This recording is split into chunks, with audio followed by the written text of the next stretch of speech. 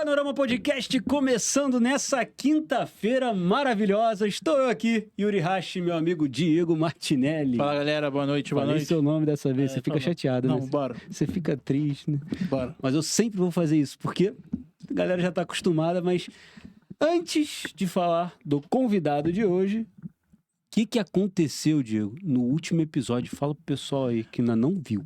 Então, galera, no último episódio a gente teve aqui com a Marcela Lahaldi, falando sobre humor, sobre as mulheres no stand-up e sobre a vida dela, o que aconteceu, dos perrengues, né, Yuri? Tá, foi muito engraçado. É top, né? A Marcela é Top demais. top, cara. Se você não viu, dá um pulinho depois, não sai aqui, senão pô, vai perder o engajamento. Mas aproveita, se inscreve no canal, curte, compartilha, né, que é muito importante, e deixa aí seu comentário. Isso aí. A gente fala nos comentários depois. Eu tenho que fazer Daqui a uma pouco listinha. a gente vai que te responde, né? Não, não, tem que responder. Porque é isso. Eu já botei a inteligência artificial lá pra. beleza. Tô brincando.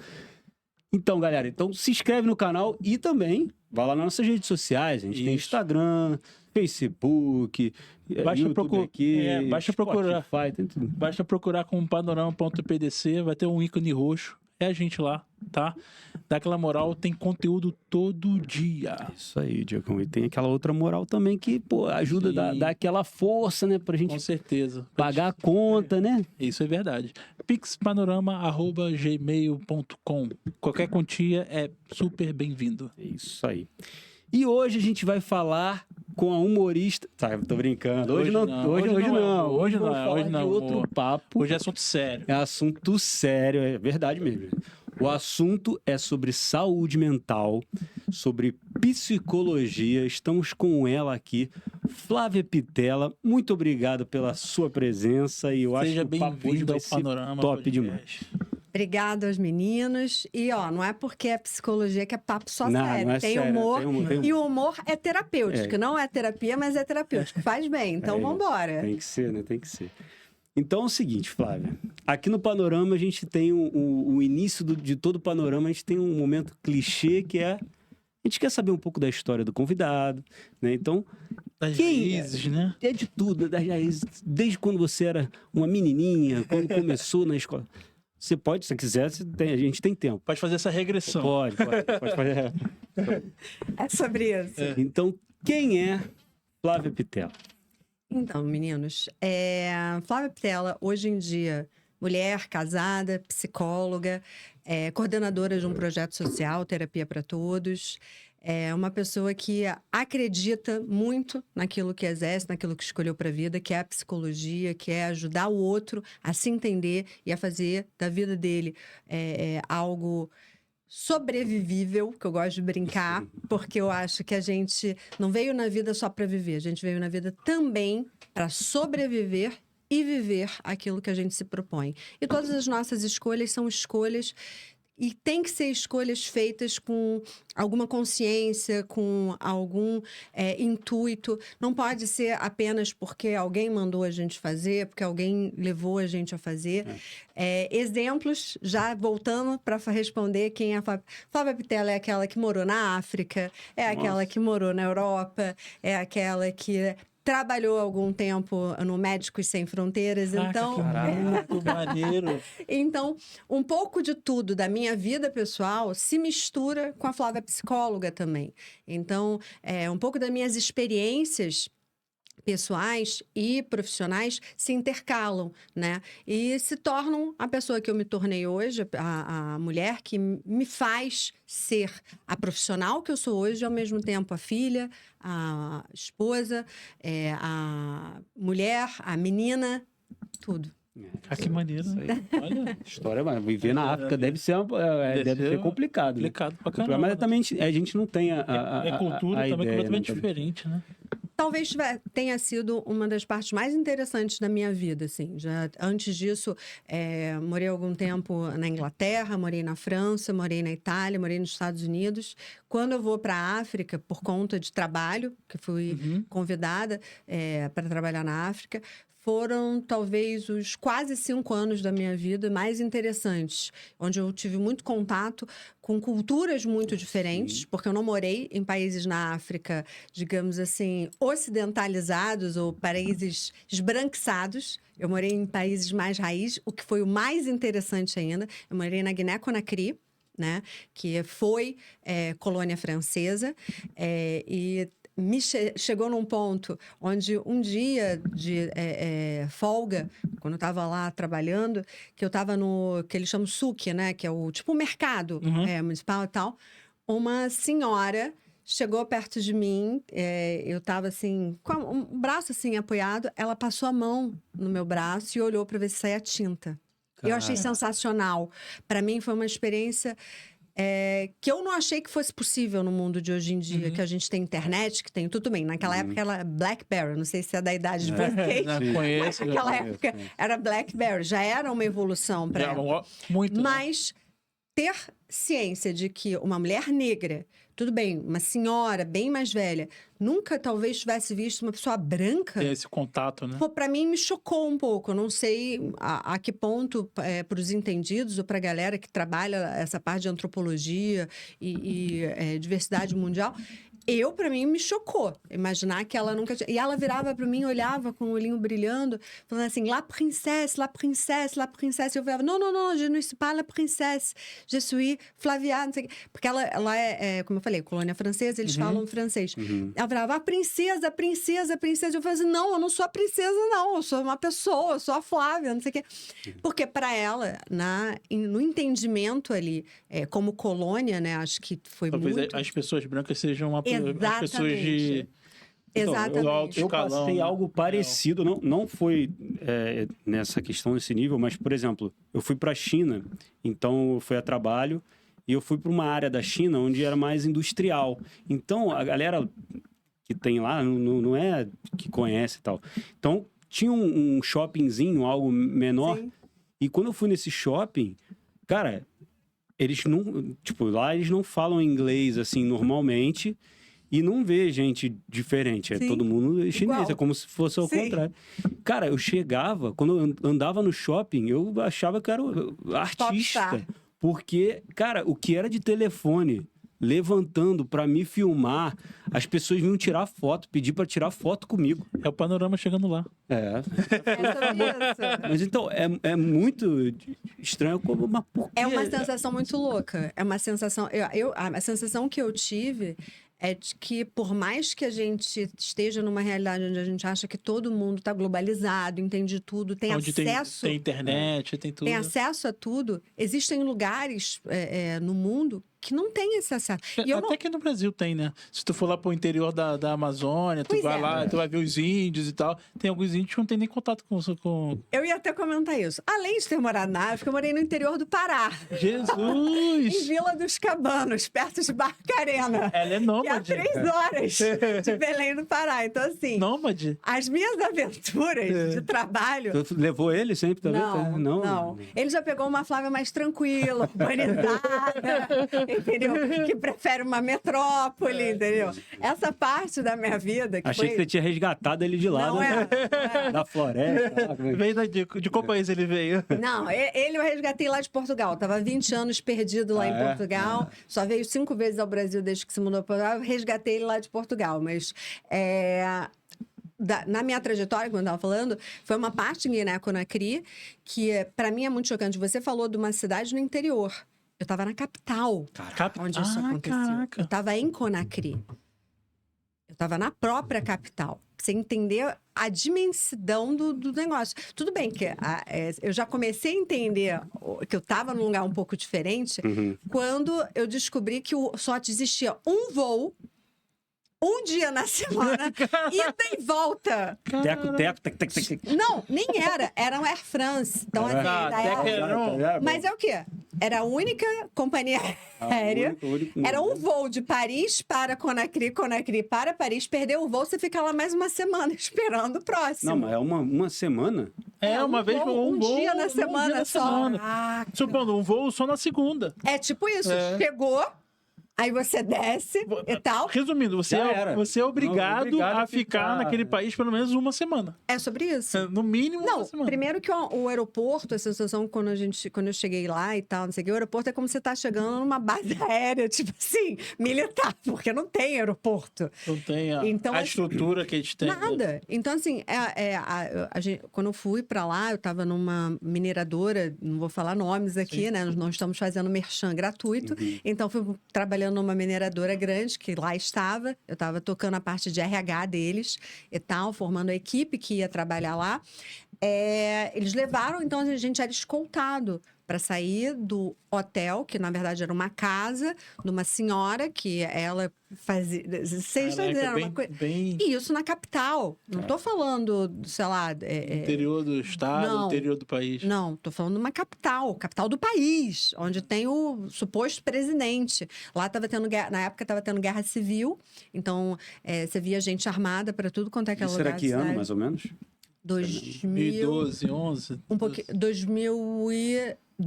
12. Você foi, chegou... É porque é por causa do. É que ela falou Blackberry, aí eu já Esse associei. aqui com data, cara, não sei como eu é que... minto. Foi antes. 2012 foi quando eu me mudei para Moçambique.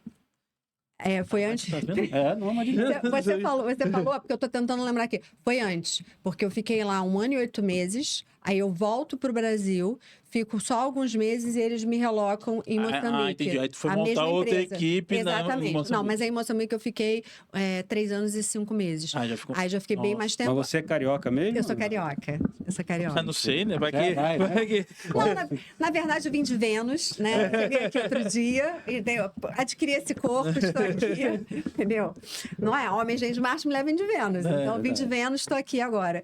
Mas foi um pouco antes. Então, deve ter sido em 2010, 2009. Final de 2009, eu já estava fazendo a seleção, as coisas todas. Foram mais de 12 vacinas que eu tive que tomar para ir para lá. Sim. Porque lá você não tem nada, né? Então, você tem que fazer tudo antes, você não tá entendendo? Eu me lembro eu indo pro médico, pedindo remédio para tudo. Tudo que eu possa ter, eu tenho que levar, porque lá não tinha como. Caraca, não lá tem- não deve ter. A saúde deve ser a o mais problema básica é possível. Você encontrar. Deve ser todos os remédios são diferentes. É isso que eu falo. A questão também não é só isso, assim. É uma questão de você não ter como ter acesso. Como é que eu vou pedir procurar um Dorflex? médico? Eu quero um Dorflex. Aí não... É E aí, sobre como que isso. sabe? Eu tive que levar tudo, eu tive que me preparar como se eu tivesse um pouco parecido com o Médicos Sem Fronteiras, assim. Você vai um pouco... Se bem que o Médicos Sem Fronteiras, você tá com médicos maravilhosos, assim. Mas você vai meio que preparada para qualquer coisa, para qualquer adversidade. Comi um negócio, não me caiu bem. Pô, fiquei com uma infecção intestinal, sei lá, ou, infecção interrespiratória, isso aqui. Um pouco depois disso, rolou o ebola lá. Eu tinha saído um pouco antes. Nossa Senhora! Lembra do ebola? Lembro que também ficou.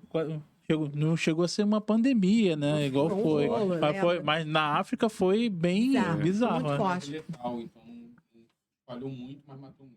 Exatamente. Não, e lá foi um dos focos principais, em Guiné-Conakry. Eu tinha saído um pouco antes. Graças a Deus. Pô, isso aí é uma coisa que até hoje eu falo assim, cara, tem alguém lá em cima que me protege muito, porque me tirou na hora certa. Mas quando você cara. saiu, você chegou a voltar lá Não. mais pra frente, Não, alguns anos, eu- pra entender, tipo, como é que tá agora, por exemplo?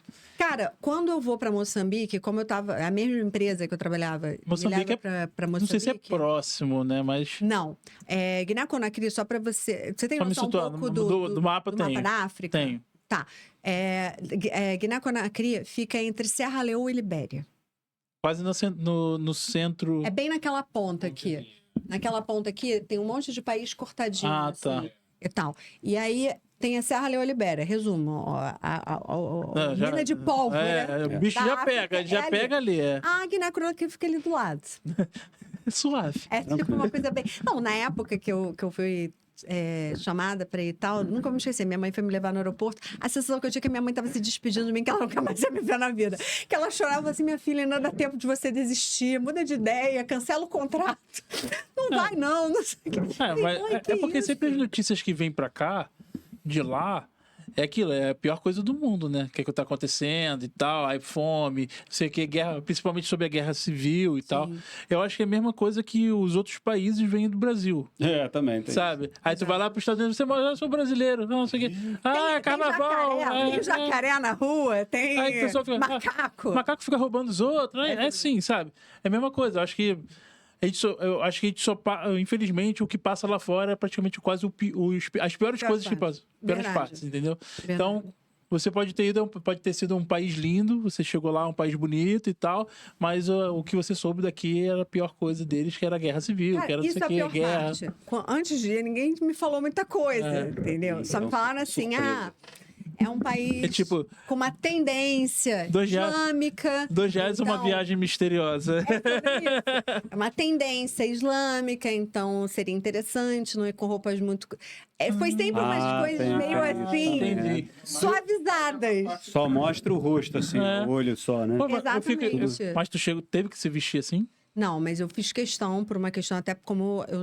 Respeitar a cultura. Respeitar, não só porque eu ia ter que. Eu tava lá como RH, né? Então, quando você vai pra lá, você tá contratando. Você tem que respeitar o que o outro te traz. Eu tô invadindo o país Sim. dele pra montar a minha empresa, né? Não sou eu que tô montando, mas Sim. eu tô lá representando Sim, a Você empresa. tem que Eu tô lá- entender a cultura eu e tenho que seguir a entender, tem que cultura deles. respeitar. Ser representante. Eu ia né? ter que contratar pessoas não só para o escritório, então secretárias, galera de back-office, tudo mais, para trabalhar nos escritórios, mas também trabalhar na mina, né? Então, eu ia lidar desde o cara...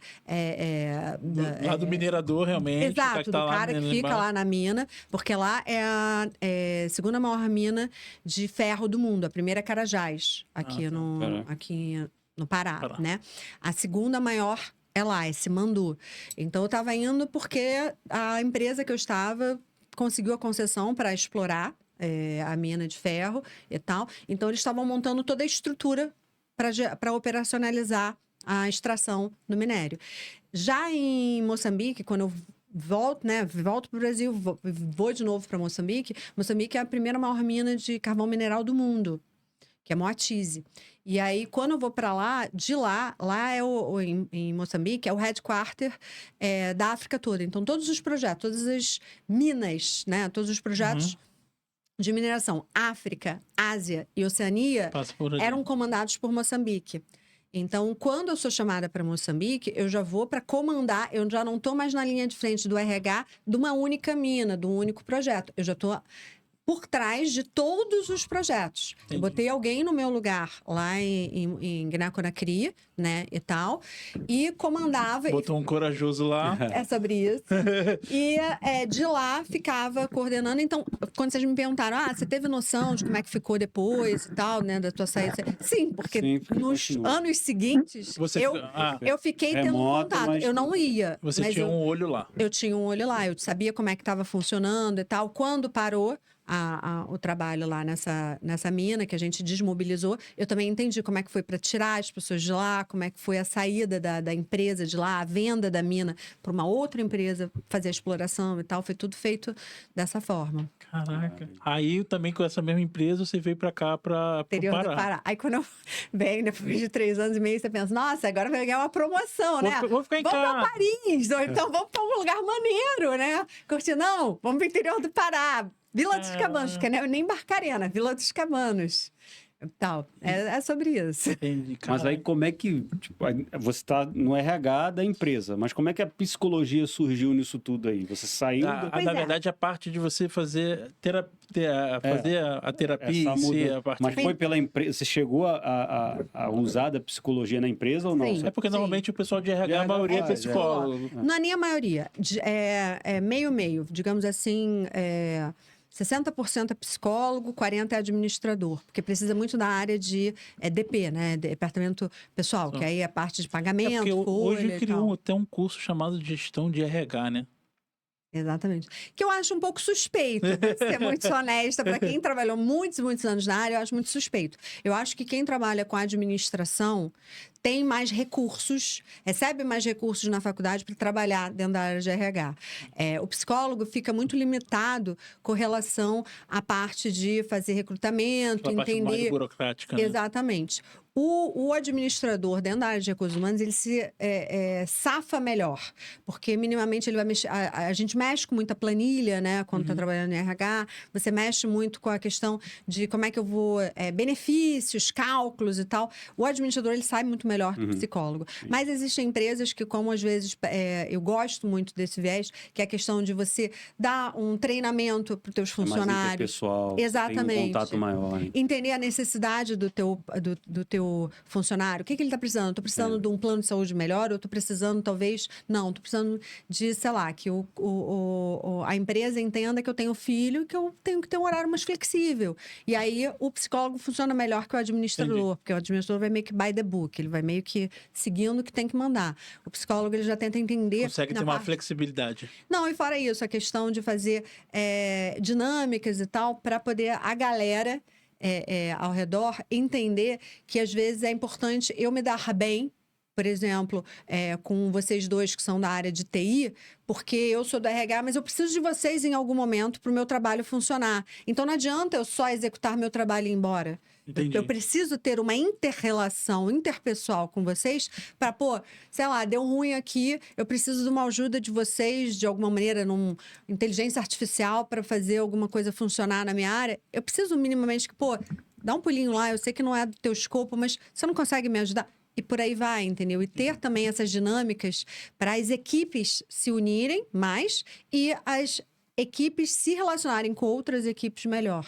Então, assim, nessa época, a empresa estava dando saltos fortes, porque como estava criando outras equipes lá fora, era equipe que, assim, era um português, um americano, um francês, né? E dois brasileiros falando, como é que vai fazer?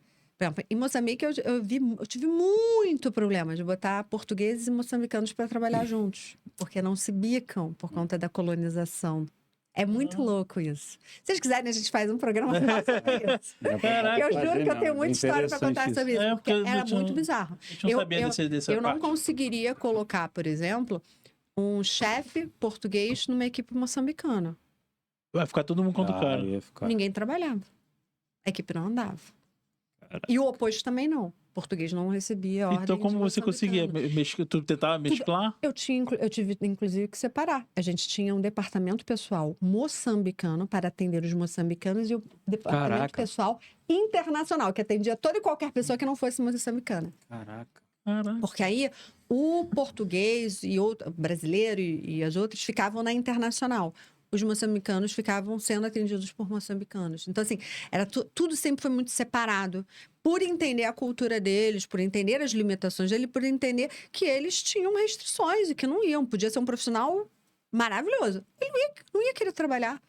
Ele não ia aceitar ser mandado por um cara que ele não respeitava culturalmente. Nem se fosse um cara amigável, tentar conversar com ele, nada disso. A gente tentou de tudo. Tudo que você pode imaginar, dinâmicas. É algo que é uma cultura realmente enraizada. É algo cultural. Muito que eu ouvia em Moçambique e que me questionavam muito era como é que vocês, brasileiros, aceitam trabalhar com os portugueses? Eles colonizaram vocês assim como colonizaram a gente. Como é que vocês não têm raiva deles?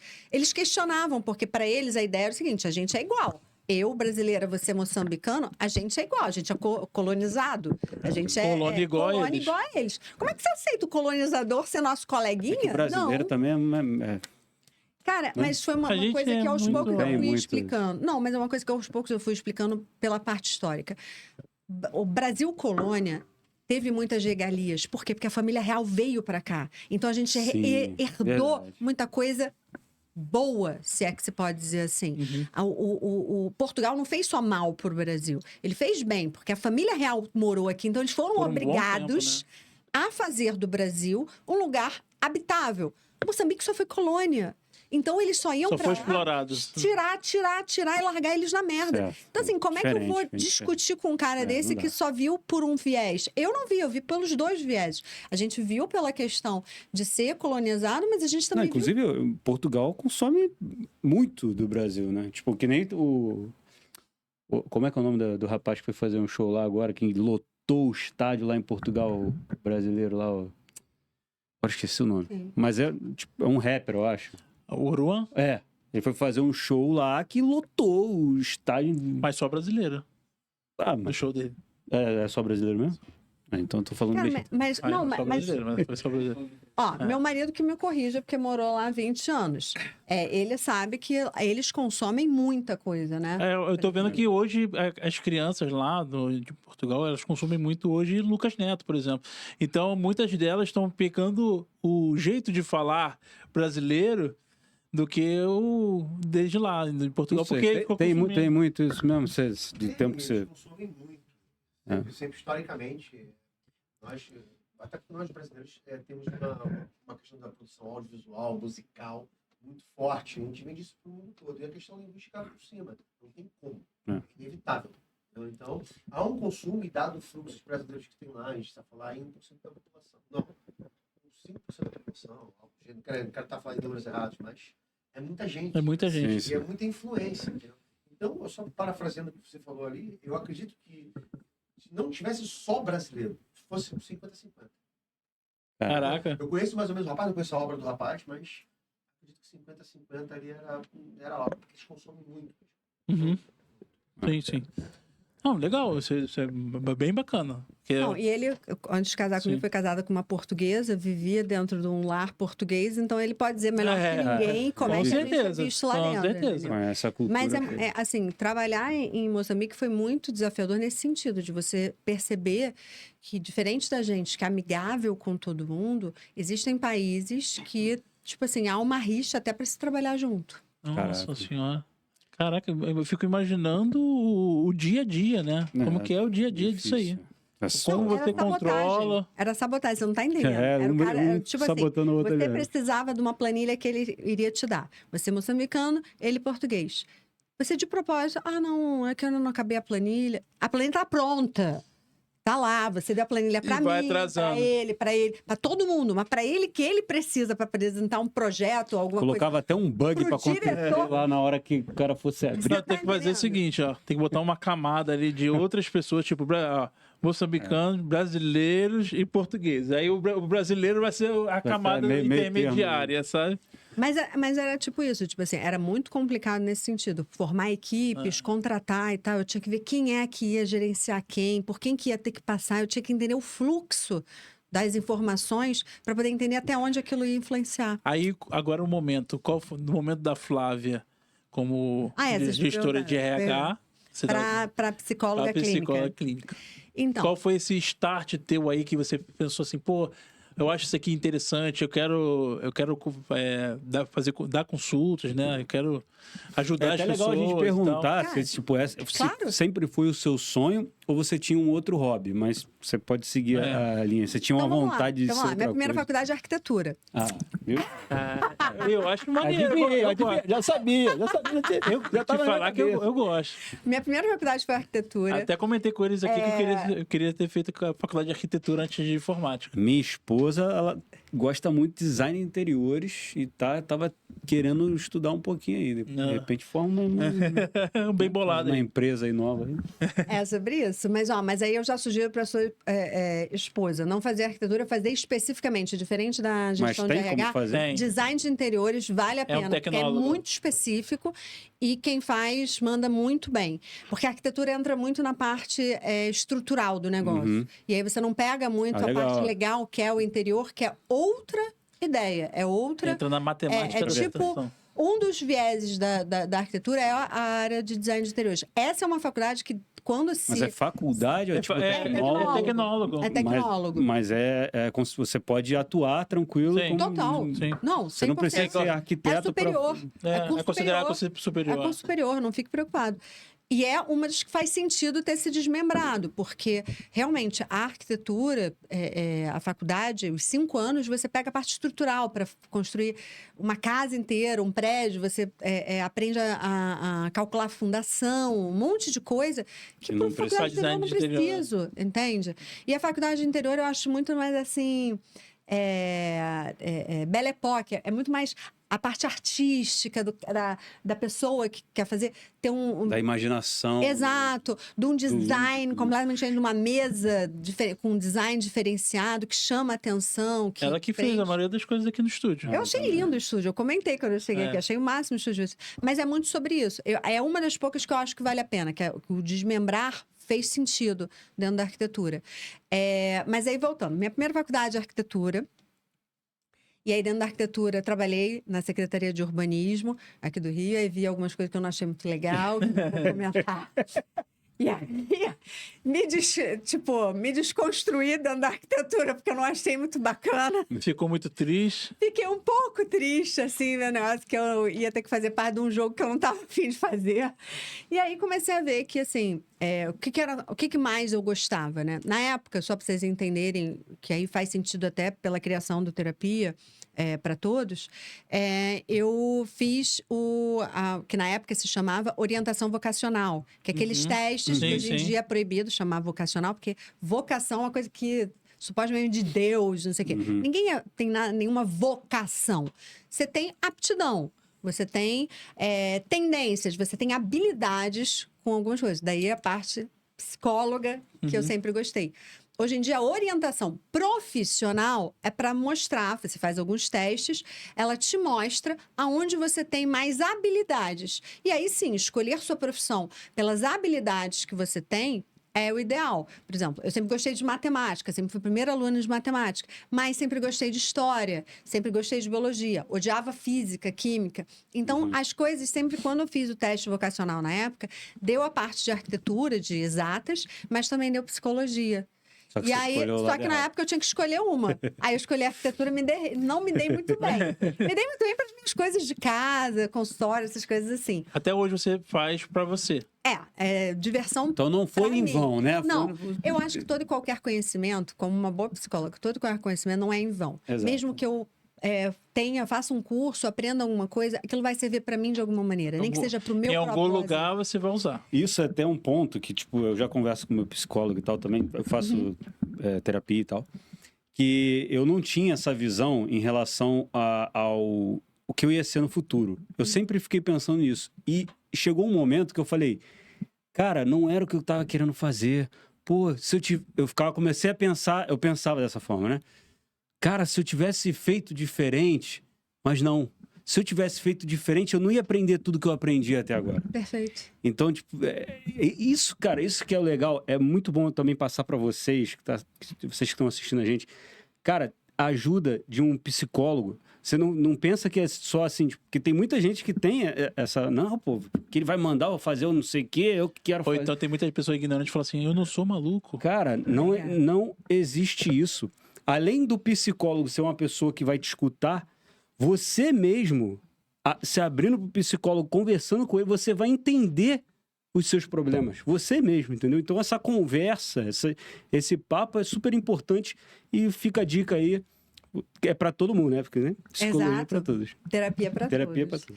Mas, assim, o que eu acho mais importante é que o conhecimento, não importa, seja de você tocar um instrumento, você fazer um curso sobre alguma teoria, ele não vai ficar em vão. É sempre conhecimento. Sim. Seja para você botar numa roda de bar aqui, nós todos tomando um chopp, solta algum assunto sobre arquitetura, caiu o prédio, lembra que teve o prédio Sérgio Naia? Alguém vai ter alguma opinião para dar. Se você fez algum curso, você vai poder falar, não, porque quando eu estudei, eu lembro que me falaram isso. E já é assunto. Então, todo e qualquer conhecimento agrega. Então, eu não acho que a minha faculdade de arquitetura tenha sido em vão. Me ajudou muita coisa, inclusive a saber que não queria. Então, assim, eu acho que nem que seja o conhecimento para você saber. Não, Sim. Agora eu tenho certeza que eu não quero isso para minha vida, eu quero outra coisa. O conhecimento traz análises e reflexões super importantes para a nossa vida em geral. E na época, então, larguei a arquitetura, fui começar a ver o que eu queria. Aí pensei na época, vou fazer psicologia, mas vou ter que fazer outra faculdade. Aquela ideia errada, né? Ai, é muito tempo. Mais 4 anos. Não, comigo aconteceu isso também. 5. Psicologia são 5 anos. Mais 5 anos, já gastei 5 com a arquitetura, mais 5 anos de psicologia. Não vai dar, não vai ser legal, não sei o quê. Errado, né? Acabei fazendo, mas assim, na época eu tive um pensamento errado, fui por outro viés. Como eu já tinha curso superior, fui fazer pós. Mas você fez tudo? Você saiu de um e foi pro outro, é isso? Não, saí de uma e fui pro outro. Terminei a arquitetura, passei um tempo, aí fiz umas 4 pós, fiz gestão empresarial, comunicação empresarial. Como eu já tinha um curso superior, isso me facilitava fazer pós-graduação. Porque aí era só uma coisa de eu escolher o nicho Eu apresentava o diploma, eles aceitavam, falavam, você só vai ter dificuldade porque você não estudou isso antes. Realmente, na pós, eu tive que estudar 10 vezes mais do que, às vezes, um colega que fez administração, ou que fez psicologia, fez. Tem algumas pós que realmente você não pode, você tem que estar dentro do curso, tem que é relativa ao seu curso. Mas tem outras que não há necessidade, tipo as que eu fiz, gestão empresarial, comunicação empresarial, gestão de projetos e tal. Na faculdade eu fiz essa besteira também. Tipo, eu fiz administração, tranquei faltando, acho que 3 períodos para acabar. Eu falei, cara, não, eu tenho que fazer engenharia. Mudei, fui fazer engenharia. Aí fiz quase 2 períodos. Aí voltei, falei, cara, vai demorar muito, não vou ter que terminar logo, porque eu tenho que arrumar um emprego, tenho que fazer não sei o quê. Voltei para terminar a administração, depois não voltei para fazer engenharia. Tá vendo? Mas isso que você tá dando o seu exemplo, eu acho muito legal, porque eu escuto muito de paciente, que às vezes, mas eu vou demorar tanto tempo, já tenho que conseguir um trabalho logo. Cara, não é assim, vai com calma, sabe? Eu sempre fui muito acelerado, né? Assim, acho que depois que o Yuri, assim, acho que até o Natan tá aqui para falar. Acho que depois que o Yuri começou a fazer terapia, acho que depois que ele também descobriu, foi diagnosticado com TDAH, ele começou a tomar as medicações, ele começou vamos dizer assim, a ficar mais focado, mais prestar mais atenção. Antes ele ficava meio... Ele ficava... Eu não sei como é que eu acho que ele pensava muito. Como é que eu existi 37 anos da minha vida acho que ele pensava, dessa forma. Acho que ele pensava muito rápido e ficava ao mesmo tempo, sabe, ali naquele momento ali dele. Era tudo muito... Às vezes a gente ficava conversando no WhatsApp e do nada ele mudava o assunto. Eu falei, cara, mas você nem me respondeu aqui, sabe? E tinha isso. Ele sempre foi uma pessoa muito acelerada e pensando sempre lá na frente em vez de pensar nesse momento. Sabe? E a gente fica naquela, né? Assim, a gente não tinha naquela época, né? Se eu for passar, claro. Ninguém imaginava o que era TDAH. Então, se eu soubesse que fosse desde o início ali, eu sei que minha vida... Mas eu não posso pensar dessa forma, que seria diferente, porque eu aprendi muita coisa. Perfeito. Né? Mas eu acho importante você falar, porque hoje em dia tudo está sendo medicalizado, né? Tem uma palestra que é aquele TED Talks. Sei, conheço. Que tem uma médica, depois eu passo, só para vocês darem uma olhadinha, é muito engraçado, que ela mostra como o DSM é um livro de psicologia e psiquiatria, que fala sobre os transtornos mentais. O livro era dessa finura aqui, tinha tipo assim, sei lá, vamos brincar, 10 páginas. Hoje o livro tem 1000 páginas. Nossa! E o DSM-1 é esse de 10, e ela vai mostrando na palestra dela, e é sensacional, porque tipo assim, daqui a pouco, tudo vai ser diagnosticável. Tudo vai ser uma doença, tudo será um transtorno. O TDAH, que antes era diagnosticado, mas não era como é hoje em dia, porque hoje em dia todo mundo tem TDAH, hoje em dia qualquer coisa é TDAH, hoje em dia quantidade de mães e pessoas que chegam, inclusive até através do Terapia para Todos, para serem atendidos pelo projeto, de crianças, porque a professora acha que está com TDAH. Toda e qualquer criança está com TDAH. É igual bullying. Eu devo ter sofrido muito bullying no colégio. Só que para mim, na época, não era bullying. Era chatice do menino chato que ficava pentelhando a minha vida. Não era bullying. E hoje em dia, toda e qualquer coisa é bullying. E que as pessoas estão, infelizmente ou felizmente, aí é a forma de cada um de pensar, tratando as coisas com muita banalidade. E não pode ser assim, porque qualquer coisa, você medicar uma criança ou medicar um adulto, não é simples. Todos os remédios psiquiátricos, eu gosto muito de dizer, é uma das matérias que eu mais gosto, talvez, inclusive meus pacientes gostam até de brincar que, tipo, quando eles vão no psiquiatra, vem trazer, né? Porque ele me passou esse remédio. Eu dou uma aula para o paciente do que é aquele remédio, como é que deve ser, porque eu acho importante a pessoa entender o que ela está tomando. Porque hoje em dia é muito fácil. Você fala, não, você tem isso, toma isso aqui, que você vai resolver a sua vida. E aí você toma, resolve por um tempo, depois começa a dar um erro, ou alguma coisa, mas você não entendeu por que deu erro, porque era para dar certo, não era? Você me deu remédio e tal. E hoje em dia tudo está sendo remédio. Então, assim, é mais um assunto sobre a questão da saúde mental que cada vez mais está ficando em evidência, é quanto antes não era medicado, hoje em dia tudo é medicado. É aquilo que a gente conversou nos bastidores antes de começar, como que era o humor, como é que tá o humor e tal. Tá tudo muito assim, muito 8 ou 80. Tem que achar o meio termo. Eu acho importante quem realmente tem TDAH tomar, porque a pessoa absorve de uma maneira diferente. Ela toma sentido para a vida dela de uma maneira diferente. Porque coisas que ela não conseguia fazer, exemplos que você acabou de dar, né, sobre o Yuri e tal, fazem todo sentido. Agora, tem pessoas que não têm tanta distração nessa. Mas, não, é TDAH, toma esse remédio Tudo aqui, tá Ritalina, não sei o quê, toma aqui o Vivans.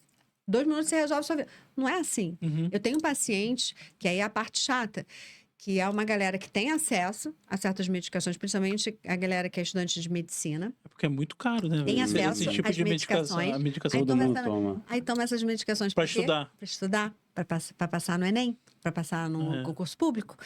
E que não é para isso. Essa medicação não foi feita para isso. Essa É porque vai dar como se fosse um hiperfoco, né? Exatamente. Aí tem um porém também. Essas medicações não são medicações que você pode tomar à torta direito. Você tem que tomar e gradativamente aumentando a quantidade e tal. Chega um momento, Agora vamos estabilizou. desmamar. Agora vamos desmamar ou vamos estabilizar numa quantidade, né, numa miligramagem que faça sentido para você. Porque toda e qualquer medicação, Sim. isso que eu acho importante, as pessoas não entendem.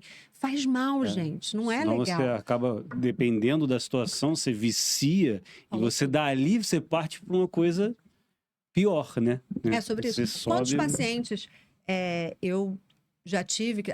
porque eu sou viciada, não consigo dormir sem o remédio XYZ.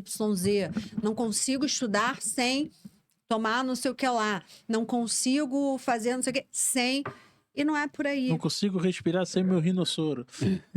Olha, Rinossoro também. Rinossoro meu cunhado é viciado. é viciado em rinossoro. Meu cunhado é viciado. Viciado. Eu não acho... Eu tenho uma pessoa lá em casa, entendeu? Que usa um outro que não é rinossoro, mas é uma barrinha com cheiro de Vick, que eu falo que daqui a pouco ele vai estar usando perfume de Vick. Porque ele chega perto de mim... Não, ele já anda com o negócio enfiado no nariz. Assim, cara... Aquele tubinho, Cocaína aquele pra quê? cilindrinho, aquele tubinhozinho branco. mesmo. Pô, aquilo é forte demais. Olha aí, ó. É outro viciado ali, ó. Eu Entendeu? preciso respirar.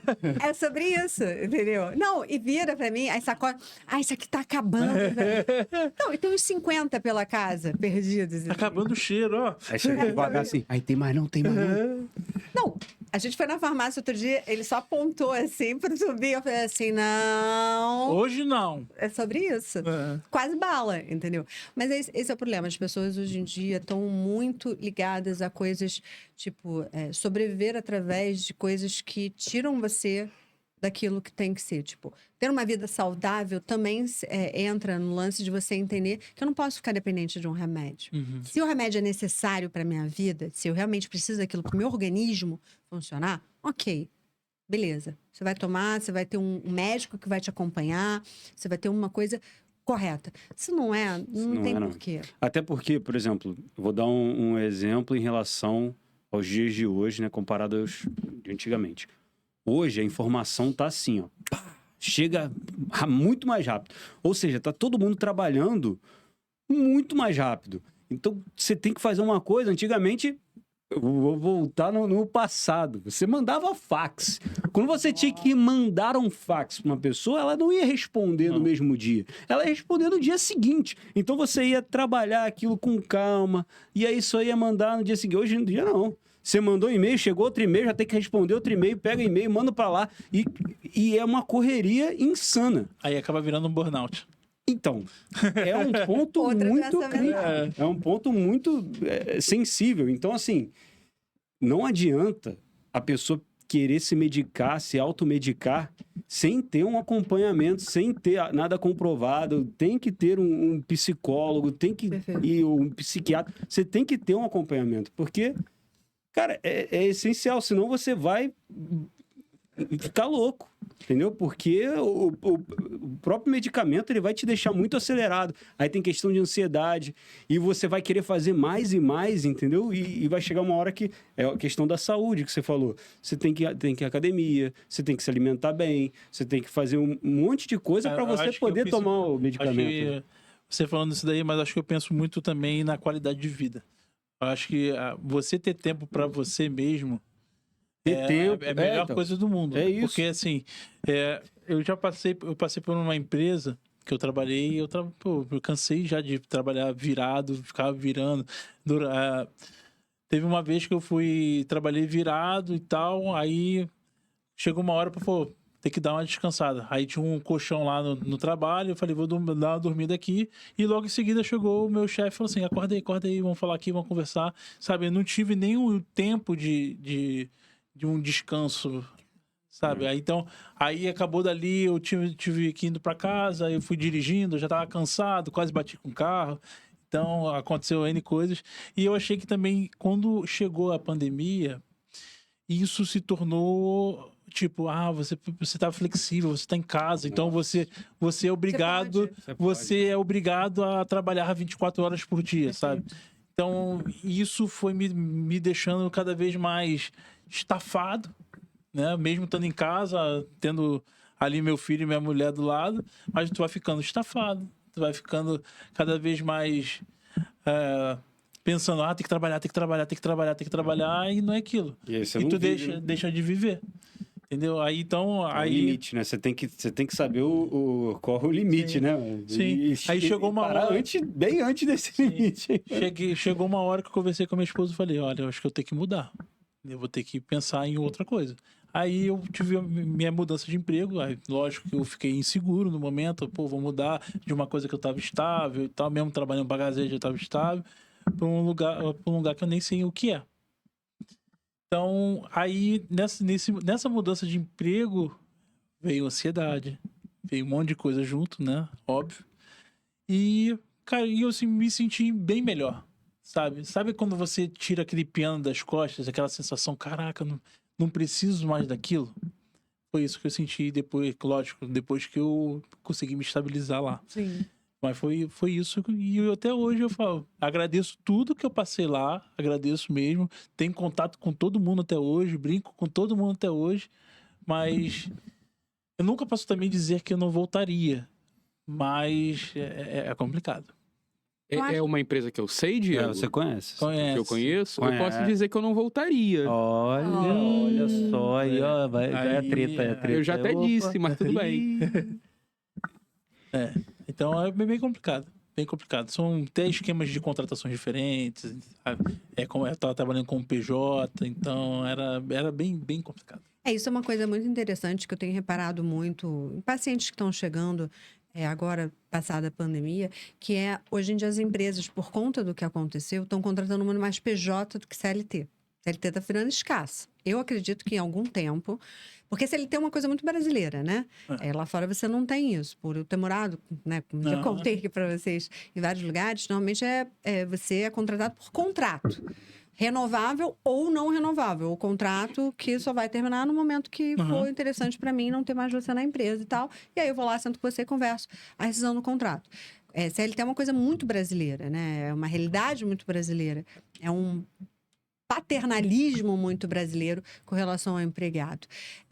Porém, agora, quando a moeda está trocando depois da pandemia, de ser mais barato para a empresa Muito de contratar barato, como PJ do que como CLT, também está indo para o lado muito errado. Porque em vez de continuar sendo como é lá fora, que não tem a CLT, mas você é bem tratado, é respeitado. De alguma forma, existem regras onde eu, ao te contratar como PJ, eu sou obrigada como contratante seguir algumas regras. Aqui não tem. Aqui é terra de ninguém, é terra de Marlboro. Denunciei minha idade agora. É terra de Marlboro. também usa essa... Exato. É terra de Marlboro. Do tipo, eu posso te tratar de qualquer jeito, você aceita porque você precisa do emprego, porque você precisa da grana, e aí fica aquela coisa, manda que pode, obedece quem tem juízo. Eu ofereço o que eu quero, você aceita porque você quer, mas você se submete porque você precisa. Isso não é legal. Sim. Então, assim, tem umas coisas que eu acho que, assim, as coisas estão mudando aqui depois da pandemia. Acho que a pandemia foi um baque para isso acontecer. Essa questão de você estar em casa e tal. Estados Unidos, eu atendo, né, pacientes americanos que moram nos Estados Unidos, e eu vejo muito assim, cara, acabou o horário, não importa se eu estou em casa. Eu desligo o computador e... Desculpa, não sei se eu vou... Foda-se. Bota o pi aí. Acabou. Não quero saber. Eu não vou mais trabalhar. Meu horário era tal, meu contrato contigo é tantas horas por dia. Eu já fiz minha parte. E aí? E não vou perder emprego por isso. O cara vai continuar me pagando. Só que isso é uma realidade de um país que talvez tenha uma... relação empregatícia um pouco diferente do que a gente Eu tem. acho que esse tipo de cultura acaba. Eu comecei no final de lá, eu comecei a sair no horário. Então eu trabalhava de 9, saía às 18 e fui acabando sendo taxado como uma pessoa que Não quer trabalhar. Não quer trabalhar. não tinha interesse, sabe? Aí eu vou te jogar o outro viés da moeda, né? Que essa área de RH acho que me fez aprender muita coisa e ver como é que tá tudo muito errado aqui no nosso país, infelizmente. Lá fora, eu tenho uma paciente, por exemplo, lá no Canadá.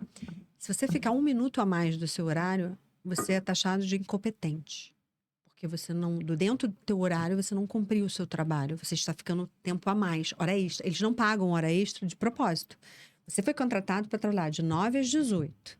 Se entre 9 às 18 você não conseguiu terminar seu seguinte. trabalho, faça no dia seguinte. Você está ficando hora extra porque você é incompetente, você não consegue fazer o que eu te contratei para fazer.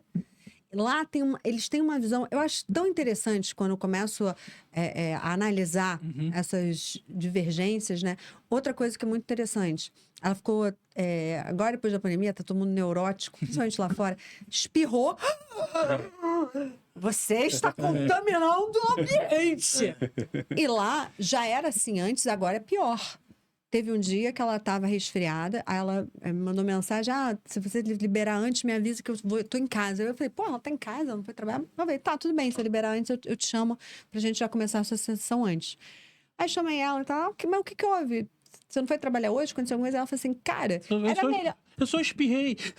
Não, foi isso. Foi a resposta que ela me deu. Ela falou assim, Flávia, eu cheguei pra trabalhar, eu dei um espirro. O andar inteiro, porque lá como é que chama? É baia, né? É baia, É aberto. é open space, né? E tal. Eu dei um espirro. O andar inteiro parou e olhou pra minha cara, ficou um silêncio, olhou pra minha cara, me fuzilando. Saiu minha chefe lá da baia dela, que é uma lá no canto, veio andando até mim e falou assim: fulana, eu acredito que você esteja pegando um flow, um resfriado. Vá pra casa. E só volte quando você melhorar. Eu fui expulsa, Flávia, do trabalho. Porque eu espirrei. Podia ser uma alergia, alguma Foi o coisa que eu na hora falei. ali. Eu falei, você não falou pra ela, Uma tua poeirinha, uma Eita. poeirinha. Eu tenho uma rinite. Ainda Deu vai ruim. ficar em casa direto, hein? Mas vocês estão Ia ficar em casa só com o negocinho lá cheirando lá, né? Mas vocês estão entendendo? Lá é uma outra cultura. Eles respeitam tanto que eles acreditam o seguinte: você não vai faltar trabalho se você não estiver doente. Se você veio, é porque você está bem, é que você pode executar. Então você não vai espirrar aqui para contaminar o resto. Não, ela falou que depois a chefe dela mandou uma mensagem para ela que ela tinha que entender que se ela vai doente para o trabalho, que ela pode contaminar outras pessoas. Aí a empresa toda para, porque aí vai ser 3 ou 4 que não vão mais trabalhar, que não sei o quê. Cara, é sensacional você olhar. Aqui no Brasil, se você tiver com febre mínima que seja, você vai trabalhar. Então, A não ser que você esteja com a perna quebrada, o negócio, morrendo, você para de... Então, nessa mesma empresa que eu trabalhei, por exemplo, eu peguei a Covid, né? Então, eu fiquei... Trabalhando. Eu tava em casa, Cara, tal, aí eu peguei Covid e tal, aí eu fui de manhã, eu fiz o teste de manhã e tal, aí eu fui e informei ao dono da empresa. Falei, estou com Covid, estou com febre, tal. Ele, poxa, que pena, não sei o quê. Então, tem reunião às 3, tá? Ó, ele falou que poderia voltar a trabalhar na empresa. Eu acho que agora, Natan, será que ele vai voltar depois desse... depois desse comentário, eu te comentário aí, passo um atestado aqui que você não tá com a sua sanidade mental em dia para poder tomar essa decisão. Foi uma coisa que aconteceu, sabe? Aconteceu e assim, fui obrigado a trabalhar, sabe? Meio que... porque, assim, tem outras pessoas que também... a fulano de tal tá ali, também tava com Covid, tava trabalhando, sabe? Tinha muita coisa assim, sabe? Fulano de tal trabalha até tarde, você não trabalha até tarde. Por quê? É sobre Entendeu? isso. É muito... O que eu queria dizer sobre essa empresa pode chocar o mundo, então é melhor ficar calado. É melhor, Beleza? melhor, Natan, porque senão vai ter que botar muito pi aí. Pi toda hora. E advogados também. É sobre isso. Então, foi uma experiência que eu tive, assim, Como você falou, a gente aprende com tudo, né? Então, eu aprendi e tal, mas é aquilo. Foi uma coisa meio que surreal. Mas é bom que você passou por isso e não aprendeu, né? É, tá acontecendo de novo, ele vai estar falando de novo no podcast. Mas assim, eu respondendo que eu ainda não consegui terminar a resposta, porque a conversa tá tão boa que vai fluindo. Então, aí fui fazer algumas pós em outras áreas. Nisso percebi que eu gostava da área clínica, resolvi fazer a faculdade de psicologia, comecei a fazer a faculdade de psicologia. Como já trabalhava no RH, né? Por conta das pós, me permitiu, principalmente também por conta de falar muitos idiomas com fluência e tal, não sei o que, me abriram muitas portas. Isso ajudou bastante. E tal. Eu fui levando conforme foi dando. E uma coisa que eu vejo muito e que eu vi muito dentro da faculdade de psicologia, a área de RH, para quem é estudante de psicologia, é muito mais atrativa no início. Por quê? Porque você consegue estágio mais fácil. Você consegue se engajar e entrar na carreira com mais facilidade, mais rapidez. O psicólogo clínico, você tem que não é só a faculdade. Você terminou a faculdade, você tem que fazer uma formação, escolher uma abordagem, começar a atender baratinho, fazer seu nome e tal. E isso leva tempo. E o que o estudante não tem? Tempo. Porque o estudante começou a faculdade hoje, amanhã ele já quer estar trabalhando como CEO do Google, entendeu? Do Facebook, do Instagram. Panorama. É sobre isso. Meu potencial é o limite. Então, para o estudante de psicologia, trabalhar e entrar no mercado do RH é muito mais interessante do que o da parte clínica. Então, quando eu estava já dentro da faculdade, eu já estava trabalhando com RH. Eu já era gerente. Eu já estava num patamar que os meus coleguinhas... Me arruma emprego aí. Era quase isso, todos os dias, entendeu? Pô, você não consegue me indicar meu currículo? Dá para você olhar, analisar meu currículo? Ou qualquer coisa do gênero e tal, não sei o quê. Estagiário, pode ser. É sobre isso.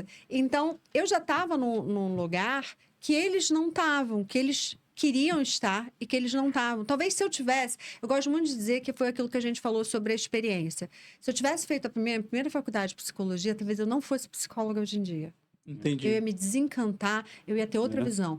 Eu acho que a faculdade de psicologia, em especial, é uma faculdade que não pode ser feita logo de cara. Saiu do colégio, entrou, começa a cursar.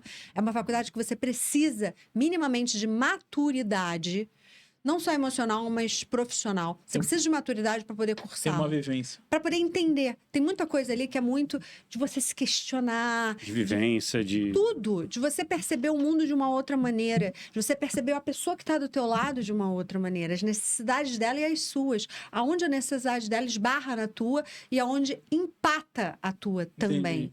Então, assim, a faculdade de psicologia, eu acho que o primeiro requisito deveria ser: quantos anos você tem? Ah, você tem 18? Não dá, querida. Entra na fila, espera aí.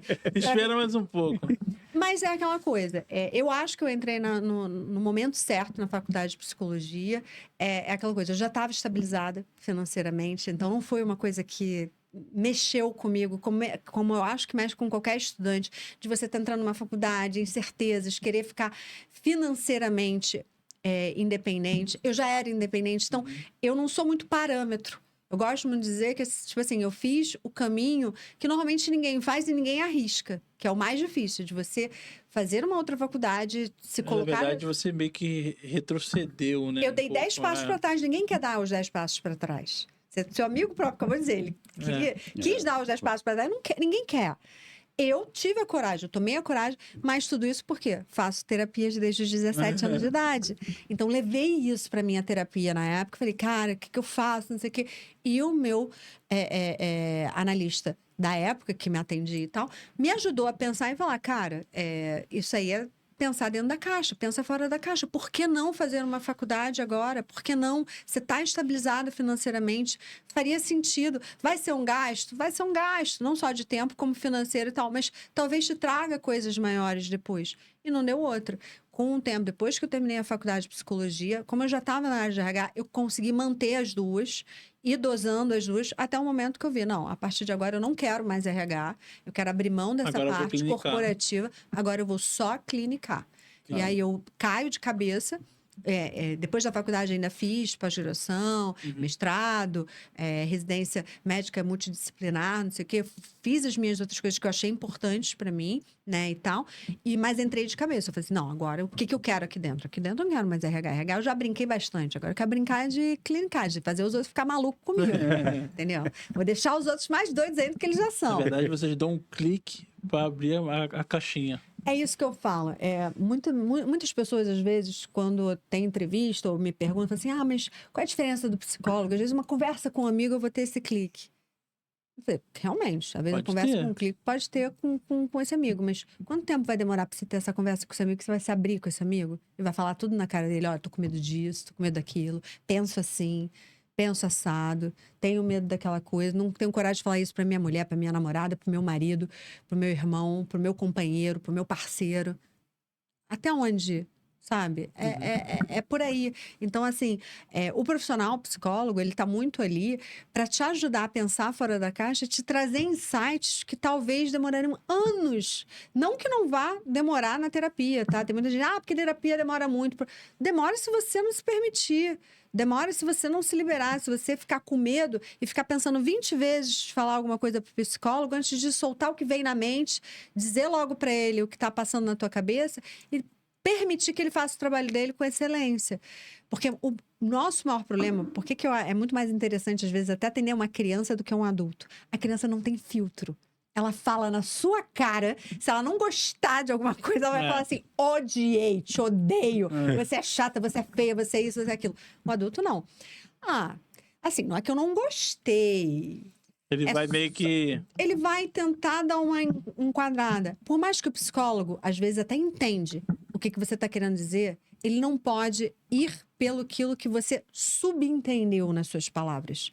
O psicólogo, ele só trabalha com a literalidade. Você falou, eu vou trabalhar com o que você me trouxe, com o que você me disse. E não com o que eu acho que você quis dizer ao me falar isso ou aquilo. Não pela no caso, você possa até fazer uma outra interpretação, né? Eu até, assim, uma coisa que eu gosto de dizer é que o psicólogo, ele interpreta muita coisa que você está trazendo. Mas ele joga para você e pergunta, é isso que você quis dizer? Entendi. Se você não virar e falar, banco... E fala, não, é isso mesmo. Eu não falei, mas era isso que eu queria dizer. Entendi. Você vai, não é bem assim. O psicólogo vai recuar, vai falar, então, peraí, então eu entendi errado. Então sou eu que tô vendo coisa onde não tem. Porque tem muito preconceito em relação a isso. Acho que ainda existe muito preconceito porque a pessoa acha que, peraí, eu vou fazer, o cara vai mandar eu fazer o que eu tô fazendo tá errado. Entendeu? Então, Às vezes você volta até com dever de casa, né? Mas o ideal é normalmente, não todas as sessões, mas em algumas sessões você falar assim, olha, para a próxima sessão, vamos fazer assim, faz isso para mim, faz uma lista, ou então faz esse tipo toma esse tipo de atitude, ou tenta fazer isso aqui para mim, tenta ver se você acha isso como só. A gente tem, né, são as técnicas, né, daí as técnicas seriam importantes, o psicólogo ter o manejo de várias técnicas para poder melhor assessorar, né, o seu paciente.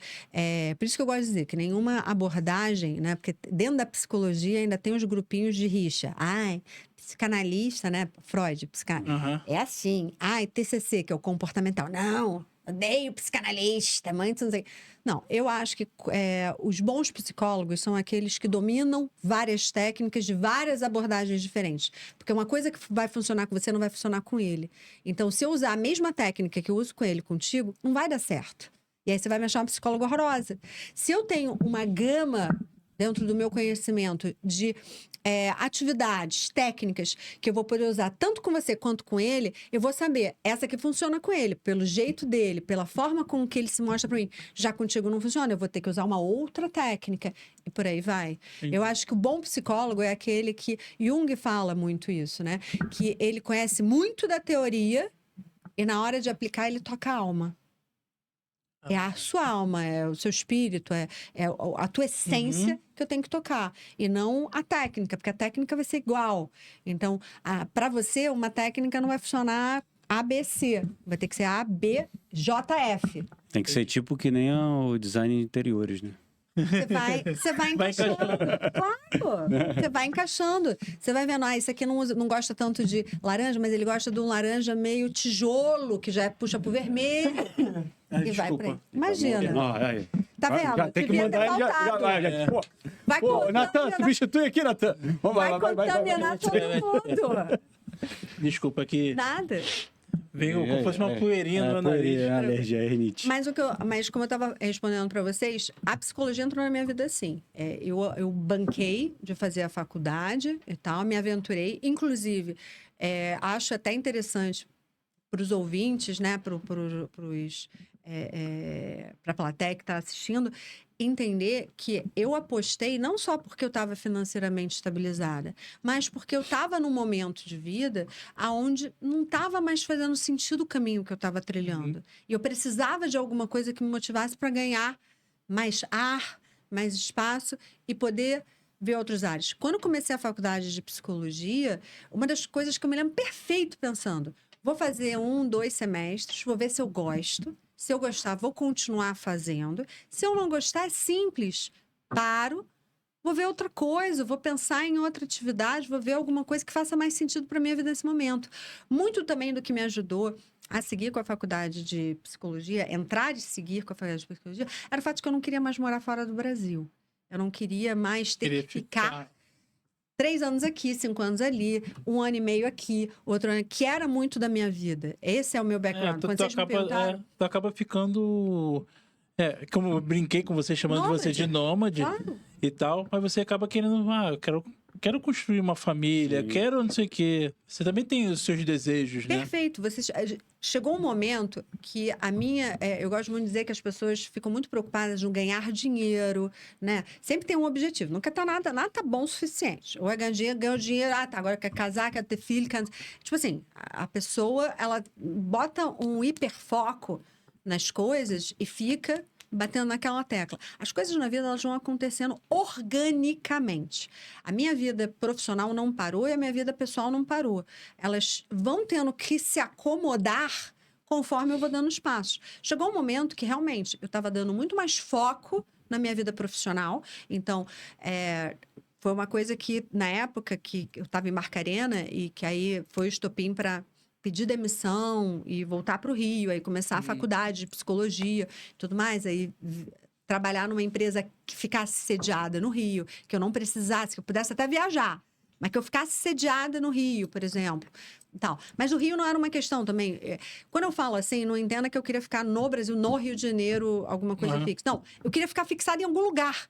Não importava onde fosse. Podia ser nos Estados Unidos, na Europa, na África. Eu não teria voltado da África, tá? Deixo claro isso aqui, que se alguém quiser voltar, me chamar para voltar para Moçambique, tô super aí, me liga.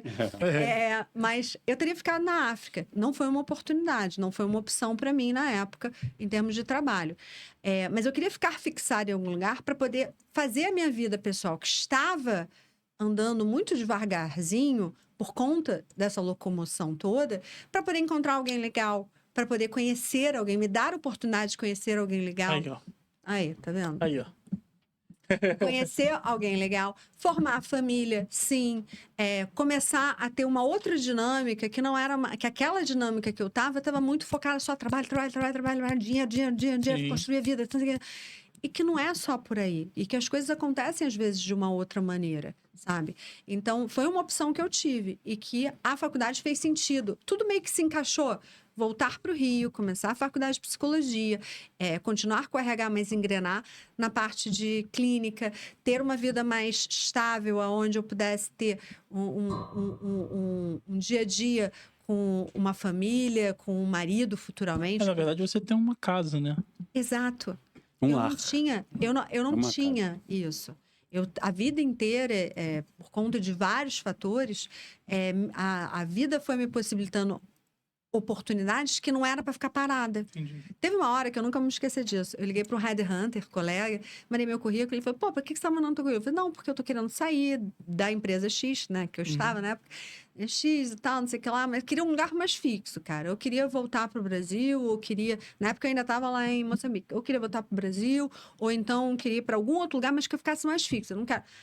Cara, eu nunca vou me esquecer. Ele virou para mim e falou assim, Flávia, sério isso? Eu falei assim, sério? Por que não seria sério? Eu falei, cara, com o teu currículo, é tudo que as empresas querem, meu irmão. Porque você é uma pessoa que se adapta fácil, você é uma pessoa que está disposta a qualquer lugar, vão te mandar um pouquinho dos infernos. Você vai. sorrindo ainda. Faz um excelente trabalho e vão achar maneirão. Nenhuma empresa que eu mandar teu currículo vai te colocar aqui. Pode até te enganar. Vai te contratar, te deixar uns meses aqui, vai arrumar um projeto e vai te jogar para fora de novo. Não tem um profissional. Aí ele falou, um profissional como você é difícil no mercado. Não é todo mundo que se adapta a qualquer É mais a situação. língua, né? Você sabe falar. Foi o que ele falou. Ele falou assim: você tem vários idiomas fluentes, cara. Não é. As empresas olham para isso e não querem saber se você tá feliz. Elas vão te oferecer um bom salário e tal, vão te oferecer condições, mas não vão querer ficar com você aqui. Aqui ele arruma um cara mediano, que não faz. E pronto, mantém o cara aqui, tá ótimo. Paga um pouco. Não paga igual você, paga mais barato e mantém o cara aqui. Aí eu brinquei com ele e falei assim: tá, mas eu aceito ganhar menos, não sei o quê. Aí ele falou assim: Eu posso ser essa pessoa mediana. mas aí é que tá a loucura, né? Imagina eu falando, eu falei isso, eu cheguei a falar isso pra ele, depois levei isso pra minha terapia. Aí meu psicólogo me deu um. Cara, me escovou de ponta a ponta. Porque você tá se Tá rebaixando. louca? Você tá doida, menina? Como é que você fala isso pro cara? Imagina se ele leva isso a sério, ou se alguma empresa leva isso a sério. Você não pode se rebaixar. E meu psicanalista da época, tal, que era um querido, falou assim: você é mulher, você tem que entender, principalmente por você ser mulher, que é um privilégio você manter teu padrão e não baixar, porque a empresa quer que você baixe de nível. Aí fala assim, não é a empresa que quer que eu baixe, eu que tô querendo. Eu falei isso pra ele. Eu cheguei a Eu tô comentar isso. querendo, Eu que tô essa- aceitando por outras coisas. Ele falou assim, cara, mas não faça. Ele tinha as Sim, sim. questões que ele defendia e tal. Mas na época eu falava pra ele, mas tô aceitando, eu não tô querendo mais, cara. Eu não aguento. É sobre isso. Mas muito disso. A minha vida me levou a fazer essa trajetória. E eu acho que faz muito sentido hoje em dia o projeto Terapia para Todos, para mim, por conta dessa coisa que eu tive que abrir mão, por conta de muitas coisas que eu tive, que eu vivenciei, que eu aprendi com essas vivências todas. Assim. Hoje em dia, a clínica faz todo sentido para mim, porque essa bagagem corporativa, essa bagagem toda anterior, existiu na minha Entendi. vida para hoje eu ter essa outra coisa. É legal a gente entrar, então, Essa questão da né? ONG que você tem terapia para todos, você pode. Sei que você explicou pra gente aqui nos bastidores, mas explica pra galera. Claro. O Terapia para Todos foi um projeto que eu idealizei, né, e que botei em prática em 2015, tá? É um projeto que visa dar acesso a quem quer, mais do que quem precisa. Como eu brinquei com os meninos mais cedo, muita gente precisa de terapia, mas não necessariamente quer fazer terapia. O Terapia para Todos é um projeto que busca dar acessibilidade a toda e qualquer pessoa que tenha interesse, que tenha vontade e que precise de terapia por um valor justo, um valor que não desqualifica o profissional, que não abusa do profissional, como, infelizmente, muitos planos de saúde hoje em dia abusam desse profissional, fazendo horários absurdos, pagando uma merreca, que não chega nem a ser um valor simbólico, né? Então, o terapia, a ideia é o seguinte, é um valor social ligado à tabela do Conselho Federal de Psicologia. A nossa base é a tabela do Conselho Federal de Psicologia, e em cima da tabela a gente calcula o valor social exatamente para dar oportunidade para quem precisa. Para aquela pessoa que realmente quer, ela ter um profissional de qualidade, com uma sessão de qualidade, que são 50 minutos, de 40 a 50 minutos, né? As sessões normais deveriam gerar em torno disso, é o que o Conselho entende como sendo o correto. Uhum. Você dá uma sessão de 40 a 50 minutos com o paciente. Então, Online e presencial ou tudo online? isso é importante dizer. Tanto online quanto presencial. Óbvio que hoje em dia as pessoas dão preferência para o online por uma questão até de não gastar com transporte, não gastar com o tempo de deslocamento, de sair de um trabalho, ou ter alguma outra atividade, e ela poder ter tempo para fazer a terapia dela sem incomodar. Então, às vezes, ela encontra... Eu tenho pacientes, né? E tem os psicólogos que atendem junto comigo, que... quero fazer na minha hora do almoço. Aí, às vezes, está lá na sua empresa, vai para uma salinha de reunião e faz a terapia. Eu tava fazendo isso. Não, eu acho sensacional, eu te juro. Eu, quando trabalhava na empresa X, que não vem ao caso aqui o nome, eu cansei, ainda mais por morar fora. Na minha época não existia, como existe hoje, Google Meets, Não essas existia. plataformas. Só existia Skype. Eu entrava no computador do trabalho. MSN, né? O meu PQ. meu psicanalista da época fazia comigo por Skype. Eu eu reservava, porque lá tinha que reservar, né, na empresa, a salinha de reunião, eu reservava a salinha menorzinha todo dia, todo dia não, toda semana naquele horário e tal. Eu ia pra salinha com o computador, botava lá, ligava, e voltava depois para minha baia para continuar trabalhando e tal. Então, assim, hoje em dia a gente tem essas possibilidades, coisas que não tinham antigamente. Mas tem gente que às vezes ainda prefere o presencial. Tu Então, acha que você que é psicóloga, você clinica e tal, você sente diferença do presencial pro online? Até bom antes dela falar Ah, que eu relutei muito antes de começar, porque eu queria muito que fosse presencial. Eu demorei, tipo, um mês até realmente marcar aí, porque eu só tava conseguindo online. Pô, não quero online, vou ver outro. Não quero. E não consegui achar perto e tal, que fosse alguma indicação, não sei o quê. Aí eu fiz online e foi tranquilo. Mas eu tava com muito assim, tipo, online, pô, não vai ser legal. cara, eu gosto muito de dizer que a pandemia veio provar para toda e qualquer pessoa que o que vai fazer a diferença é o profissional que vai te atender. E não se é presencial ou se é online. Eu tenho pacientes que já estão comigo há mais de 15 anos, que, olha de novo eu dando spoiler da minha idade, que eu nunca vi pessoalmente. Eu nunca tive o contato face-to-face. Sempre foi online. Numa época onde não era comum ser online. sim. E tal. Então, assim, o que depende muito, eu acho, que é da disponibilidade que a pessoa se coloca, de mesmo sendo online, eu poder realmente me abrir para aquela outra pessoa que está do outro lado da câmera.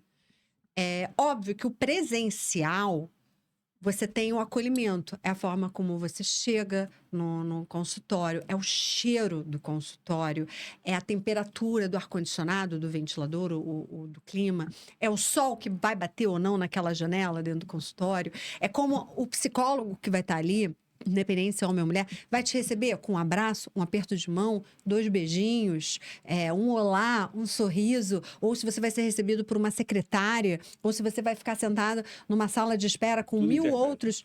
com 1000 outros pacientes que estão indo para, sei lá, eu já atendi, eu posso dizer porque eu já atendi todo tipo de clínica, onde tinha onde eu atendia, e do lado o cara estava fazendo RPG. Aham. E na outra sala, o cara estava fazendo, sei lá, Um ensaio de gravação de rock. é sobre isso, entendeu? Tipo assim, uma clínica aleatória, com 1000 outras opções. É você olhar para aquele espaço e perceber que tem uma acústica e que o que eu falar aqui, minimamente eu vou achar que não vai estar sendo ou gravado ou que o cara do lado fazendo RPG vai estar escutando o que eu estou dizendo. Então, assim, tudo isso incomoda. No online, isso talvez minimiza. Por quê? Porque eu estou no lugar que eu escolhi. Então, é dentro daquela Então você atmosfera. tem uma privacidade maior. Total. Eu escolho o horário. Eu sei o horário que ninguém vai estar na minha casa, ou eu estou no escritório, eu escolho a salinha de reunião. Isso é uma coisa que eu te digo como. Isso que é interessante de ser psicóloga, né? Eu gosto muito de dizer que a primeira coisa para você escolher um psicólogo é saber se o seu psicólogo faz terapia, né? Porque se ele não fizer, Então, duvide se essa terapia vai ser boa. essa seria uma pergunta que eu ia te fazer. Provavelmente você faz terapia. Sim. Continua fazendo. Sim, isso aí é importantíssimo. Normalmente, quando você chega a um tempo, imagina que eu faço terapia desde os 17, você começa a intercalar. Você passa, às vezes, algum tempo sem fazer, volta, ou então faz esporádico de 15 em 15 dias. Você escolhe o profissional, você já tem uma noção de como o que funciona, o que não funciona para você. De vez em quando é bom dar uma arejada, do tipo, trocar o profissional, pegar um outro profissional. Eu, por exemplo, na minha carreira toda, tive 3 psicólogos até hoje. Na verdade, 4. Um deles veio a falecer. Em 6 meses eu fiquei sem psicólogo, que ele teve um câncer de próstata, descobriu, logo depois veio a falecer. E eu não fiquei sabendo. Foi muito louco. Porque aí, quando eu liguei para marcar, eu tinha ido para umas férias, volto das férias, aí ligo para a secretária dele para marcar. Porque o doutor fulano de tal faleceu. Nossa. Aí eu fiquei. A sensação é que tem que, tipo assim, você fica órfão, que você vê assim, como assim? Ele sabe tudo da minha vida. Eu vou ter que contar tudo de novo para uma pessoa nova. Dá muito trabalho. É sobre isso. Não fez backup, né? Não tem- É sobre isso. Mas foi bom também, porque ao mesmo tempo eu vi que ele não era o único. Eu também era muito refém da ideia de que, tipo, não, porque ele sabe tudo, ele é o único que vai conseguir me entender, porque ele viveu certas coisas comigo. Ele viveu, por exemplo, esse que veio a falecer. Ele viveu uma época que eu tive uma pessoa com quem eu me relacionei, com quem eu namorei durante anos, que teve um infarto súbito e morreu. Do nada. E ele viveu esse luto comigo, de eu perder um namorado, assim, de ter, morto. Então, assim, são questões que são muito peculiares. Então, assim, o psicólogo, normalmente, as pessoas, quem não está muito acostumado, não consegue separar a amizade do profissional que está ali. Mas é importante se entender que o psicólogo, ele não deixa de ser seu amigo, mas às vezes ele também vai ser sua mãe, vai ser seu pai, vai ser seu melhor amigo, vai ser seu pior inimigo. Vai ser a pessoa que você vai odiar. Quantas vezes eu falei assim, cara, o fulano de tal, odeio! Ele me fez ver isso, não era pra eu ver, porque eu tava ótima sem perceber isso, não sei o quê. E mais importante que tudo, se você não tiver todas essas sensações pelo seu psicólogo, tem alguma coisa errada na sua terapia. Você vai ter que odiar ele em algum momento. Do tipo, por que ele tá me fazendo pensar nisso? Por que ele tá me fazendo sofrer de novo isso que eu não queria sofrer? Ou então, pô, que bacana, ele me acolheu. Eu me senti acolhida. Eu senti um abraço nessa palavra que ele me deu. Nesse momento, assim, pô, que legal, ele entendeu. Ele sabe que minha mãe é uma bruxa. Ele pensa isso igual a mim. Mentira, ele não pensa isso. Mas, sabe, assim, nesse sentido, eu acho que a terapia é muito disso.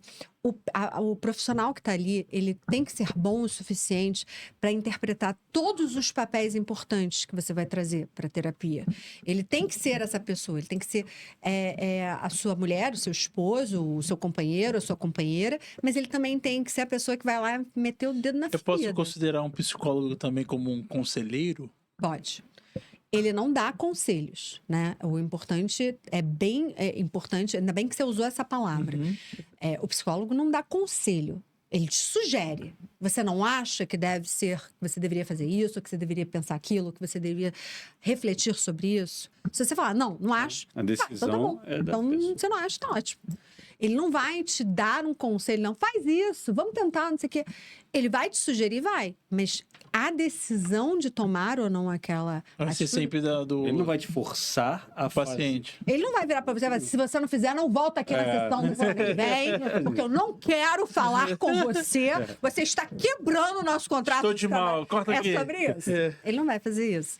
Mas ele vai te sugerir. Ele fala assim, você não acha que você deveria ter feito isso? Ou que você deveria ter agido daquela forma? Ou que você deveria... Por que você não falou isso? Você está falando isso para mim, mas por que você não falou isso para a pessoa na hora? Ele vai te fazer se questionar sobre esse lugar. Porque é uma pessoa que vai... O principal que as pessoas deveriam entender é que o psicólogo, ele se coloca no seu lugar. Eu me visto de várias pessoas todos os dias. Eu me visto de Marias, de João, de Jennifers, de Natachas, de Flávias, todos os dias.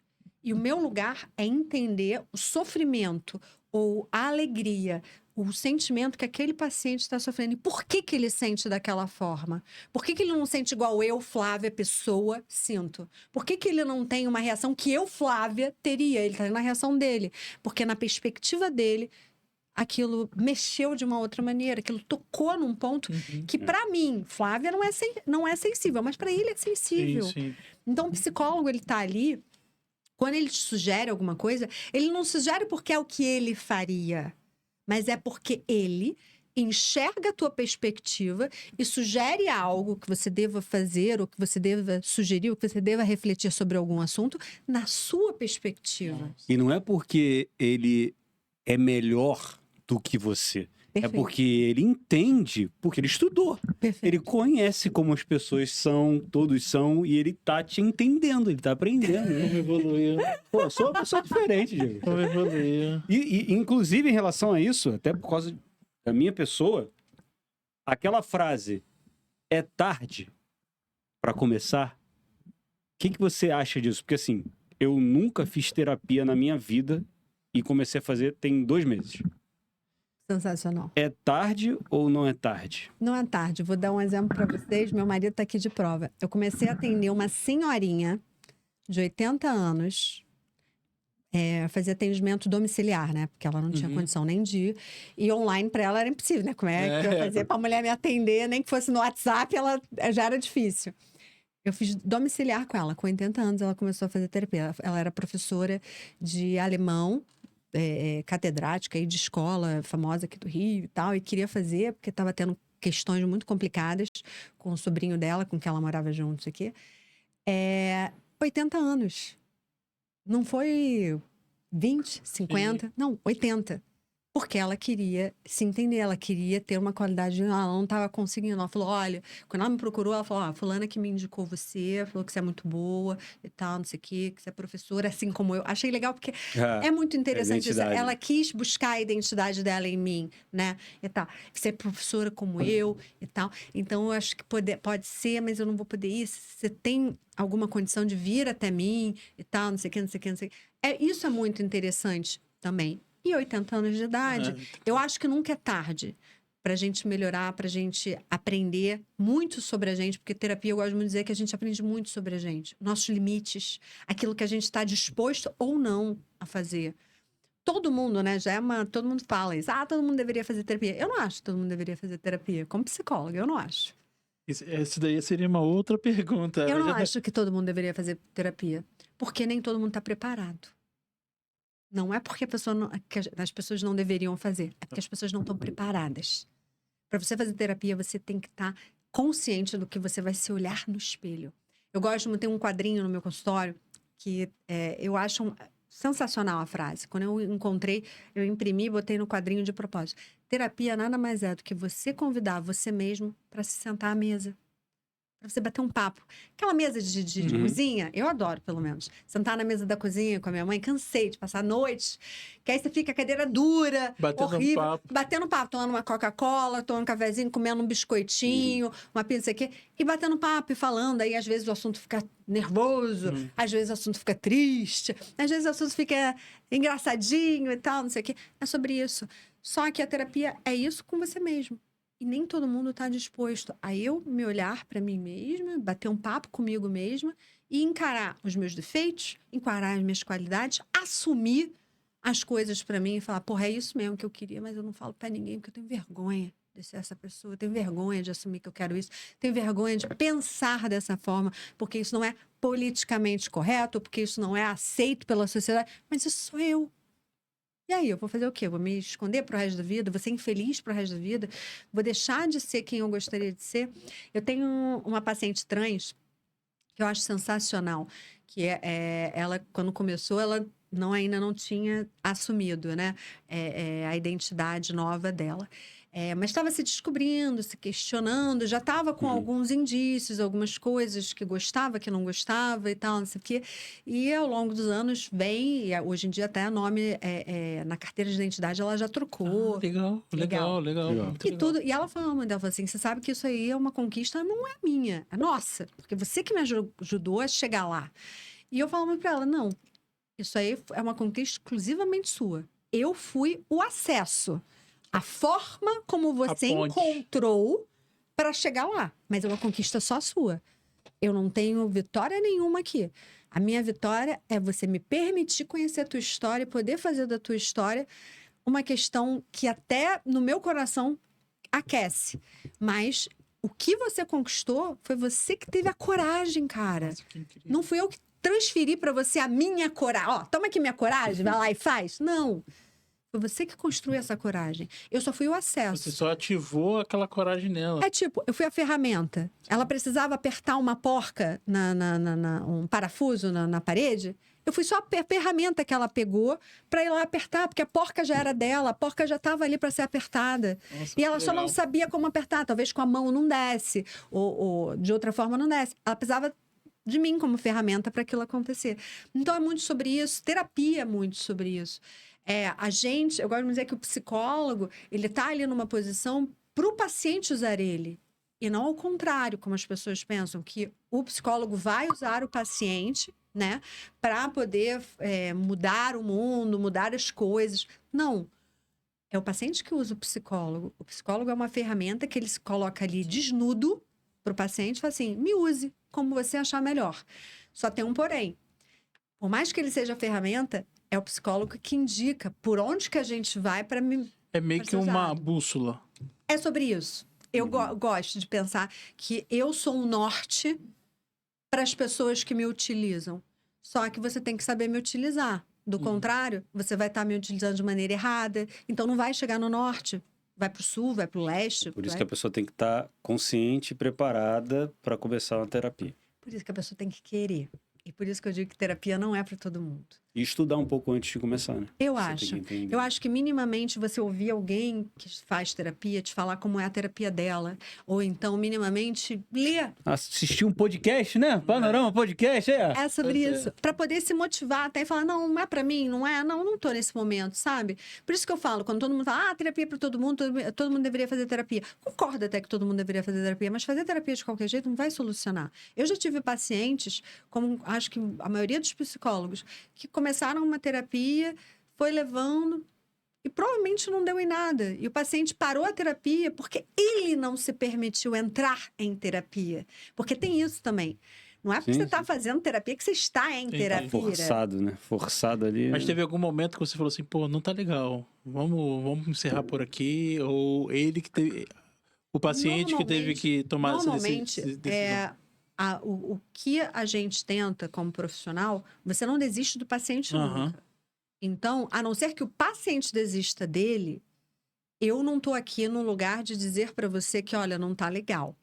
Só a não ser que você, sei lá, infringe alguma regra. Por exemplo, não entenda que isso aqui é um relacionamento profissional e você abuse de alguma parte. Claro. Aí eu posso, inclusive, né, para quem provavelmente sempre me pergunta isso. Sim, já tive pacientes me cantando, homens e mulheres. Sim, já tive... É que acaba se relacionando emocionalmente, né?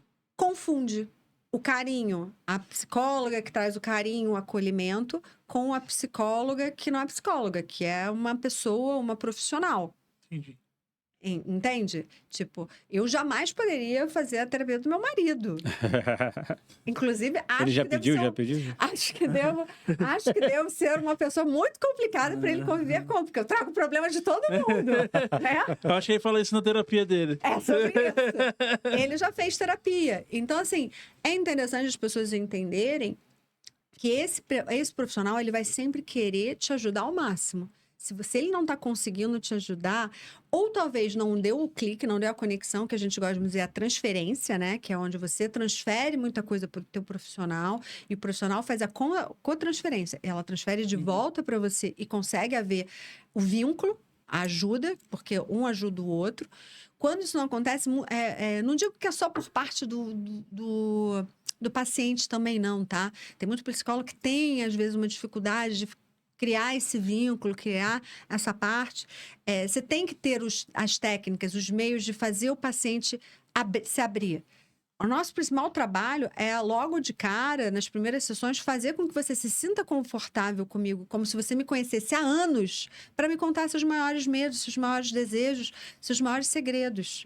E se eu não sou capaz de fazer isso, aí sim, talvez seja melhor você procurar um outro profissional. Sim. Mas eu desistir de você é como se eu estivesse dizendo, sou incapaz de te atender. Sim, normalmente, quando isso acontece, fica muito evidente para os dois lados. Então, o psicólogo não vai muito falar. O paciente já percebe e já pula fora. Já vira e fala, não sei, não estou gostando, vou tentar outra coisa. Então, é porque eu estou sem dinheiro. Aí muda e vai para o outro ali da esquina. Não, mas eu não vejo problema. Eu acho muito engraçado que os pacientes, eles têm muito medo de falar certas coisas. E o profissional, ele percebe. Ele só não vai evidenciar para deixar o paciente numa saia justa. Mas chega a ser engraçado, porque ele fica todo cheio de dedos para falar. Eu vou conseguir, mas não vou conseguir. Sabe? Mas, assim, muito do psicólogo também é deixar claro. Você não está gostando? Então, acho melhor parar. Você quer que eu te encaminhe para um outro profissional? Eu já oferecia para alguns pacientes, porque eu achava que não estava funcionando. Aí é a loucura, né? Que é aquela coisa, talvez por eu ser uma pessoa, não uma profissional, uma pessoa perfeccionista, de eu achar que eu tenho que dar muito pro meu paciente. E aí o paciente vai assim, não, Flávia, mas eu adoro, porque você já me fez ver isso. E aí eu percebi que, cara, a louca da história sou eu. Não ela.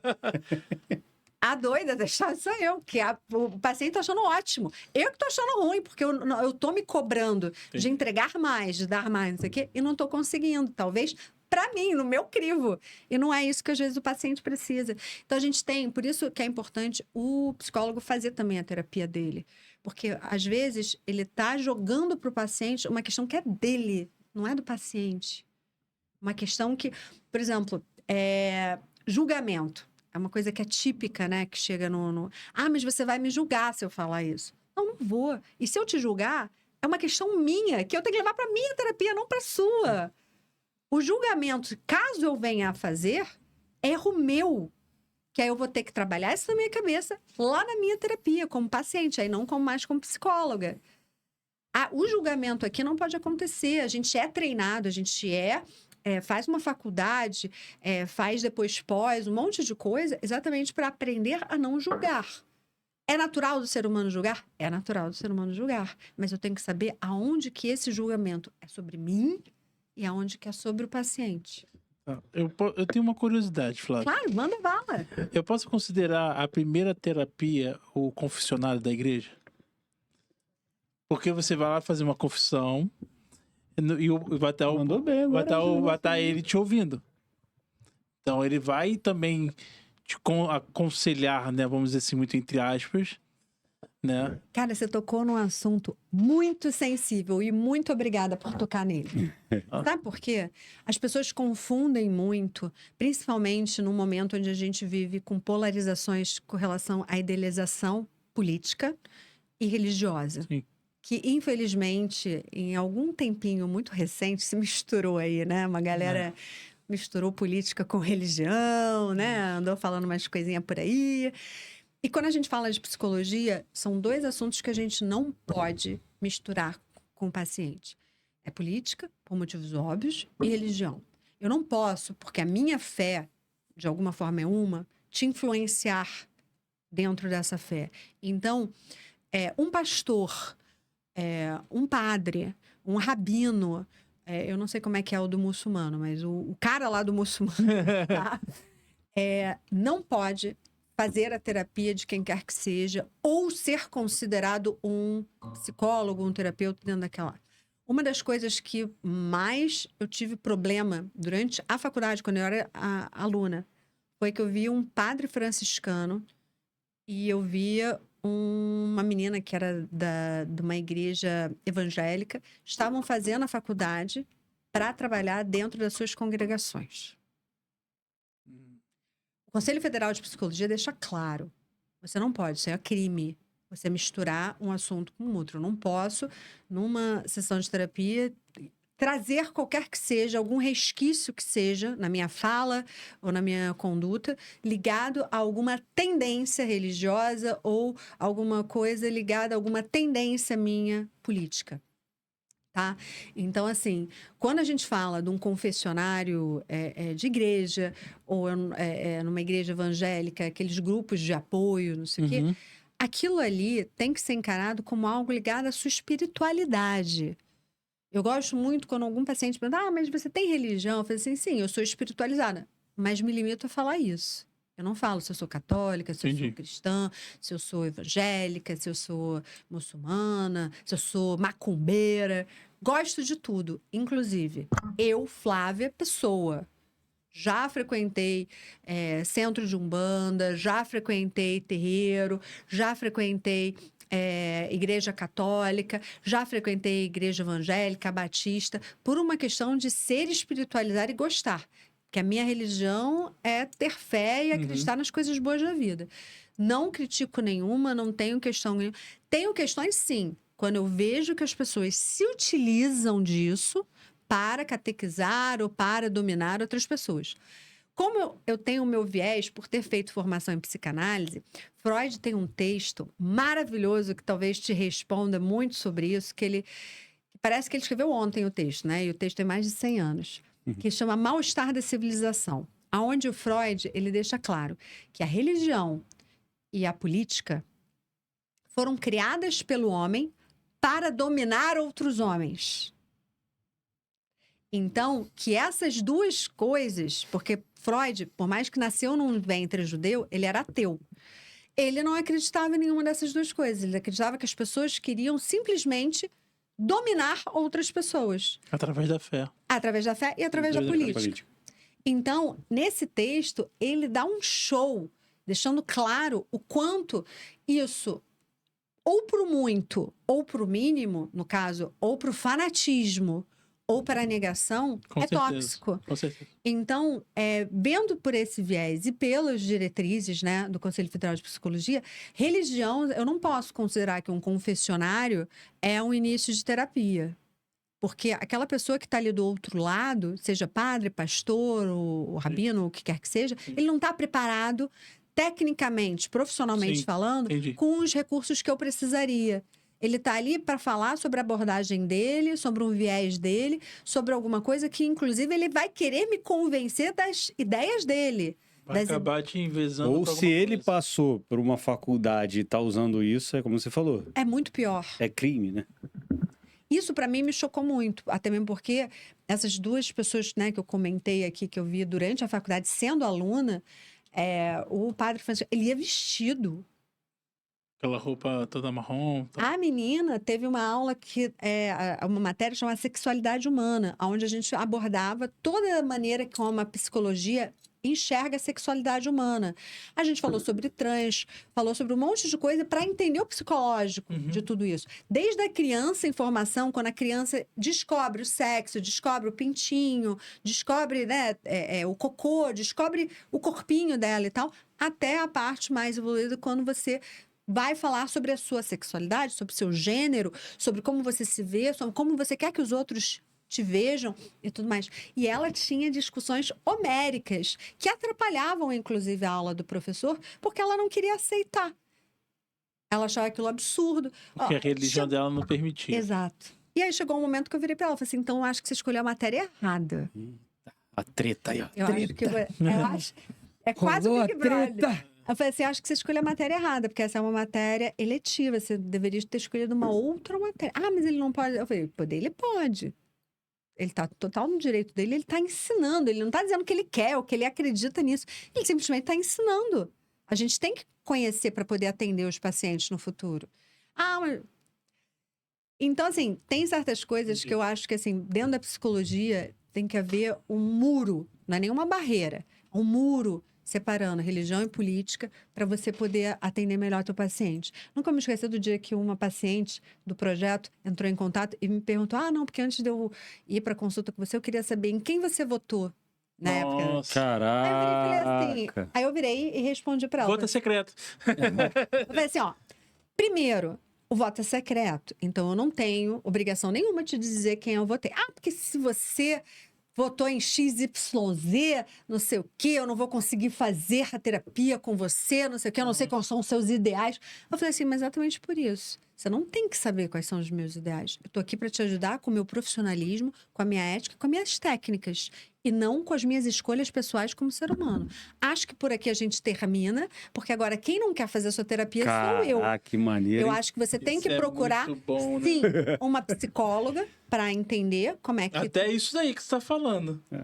Para você entender o quanto isso te bate, porque eu posso te dizer desde agora, qualquer psicólogo que for te atender vai esbarrar nesse momento na sua vida, porque não é assim.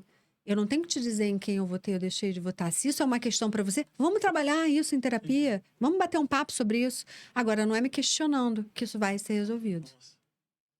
Tá sendo libertador, hein? Esse aí foi uma consulta aqui, né? De mais de 50 minutos. Aí, de graça. Aí, ó. Mais de 1h30.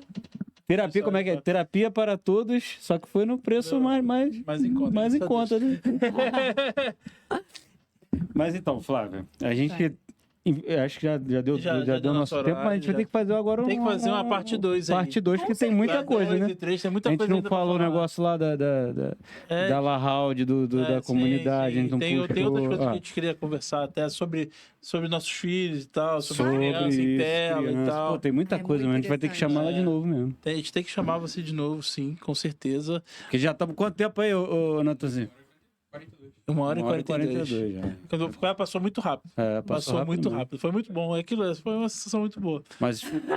Mas antes de acabar aqui, a gente precisa que você Claro. passe aí Onde o pessoal pode onde te o pessoal encontrar? te encontra, como é que Então, funciona? gente, para quem tiver interesse em fazer terapia, não só comigo, eu gosto muito de deixar claro, porque as pessoas me veem, óbvio, porque eu sou a coordenadora, eu sou a fundadora, eu sou a cara do Terapia para Todos. Mas não sou só eu que trabalho em terapia, né? Terapia são vários psicólogos que estão junto comigo nessa idealização de fazer as coisas acontecerem para quem precisa e para quem realmente tem vontade de fazer. Então, quando precisarem, é só procurar www.terapia-pra-tds, que é tudo de forma digital.com, ou nas redes sociais, @terapia-pra-tds. Tá? Lá vocês vão ter todas as informações, as inscrições são no nosso site. Aí você vai escrever seu nome, se você quer online, se você quer presencial. Se for presencial, você vai ter que botar 2 opções de bairro, aí da onde você. Hoje em dia, só para deixar claro, presencial. Rio de Janeiro e São Paulo, com certeza. Os outros estados eu teria que lembrar aqui, eu não sei de cabeça. Mas Rio de Janeiro e São Paulo são vários bairros. Online, aí o céu é o limite. Aonde vocês quiserem, o horário que vocês precisarem e tal. Mas Sim. busquem. Na África, Moçambique. É sobre isso. Né? É sobre isso. É isso aí. E a ideia principal que eu queria passar para vocês é o seguinte: saúde mental é muito importante, gente. É muito necessária e as pessoas dão o menor valor para ela, porque o mais importante é eu ver se eu tô com o shape bonito, se meu cabelo tá bom, se a minha saúde física tá legal. Mas entenda o Se a seguinte: cabeça tá na merda.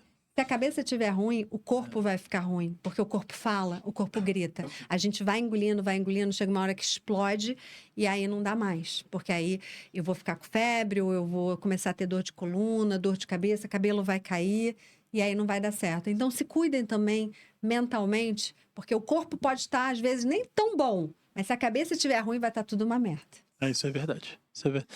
Flávia, mais uma vez, muito obrigado por participar Obrigada, aqui. Foi show Muito de bola. obrigado por aceitar esse convite dessas 2 pessoas loucas aqui.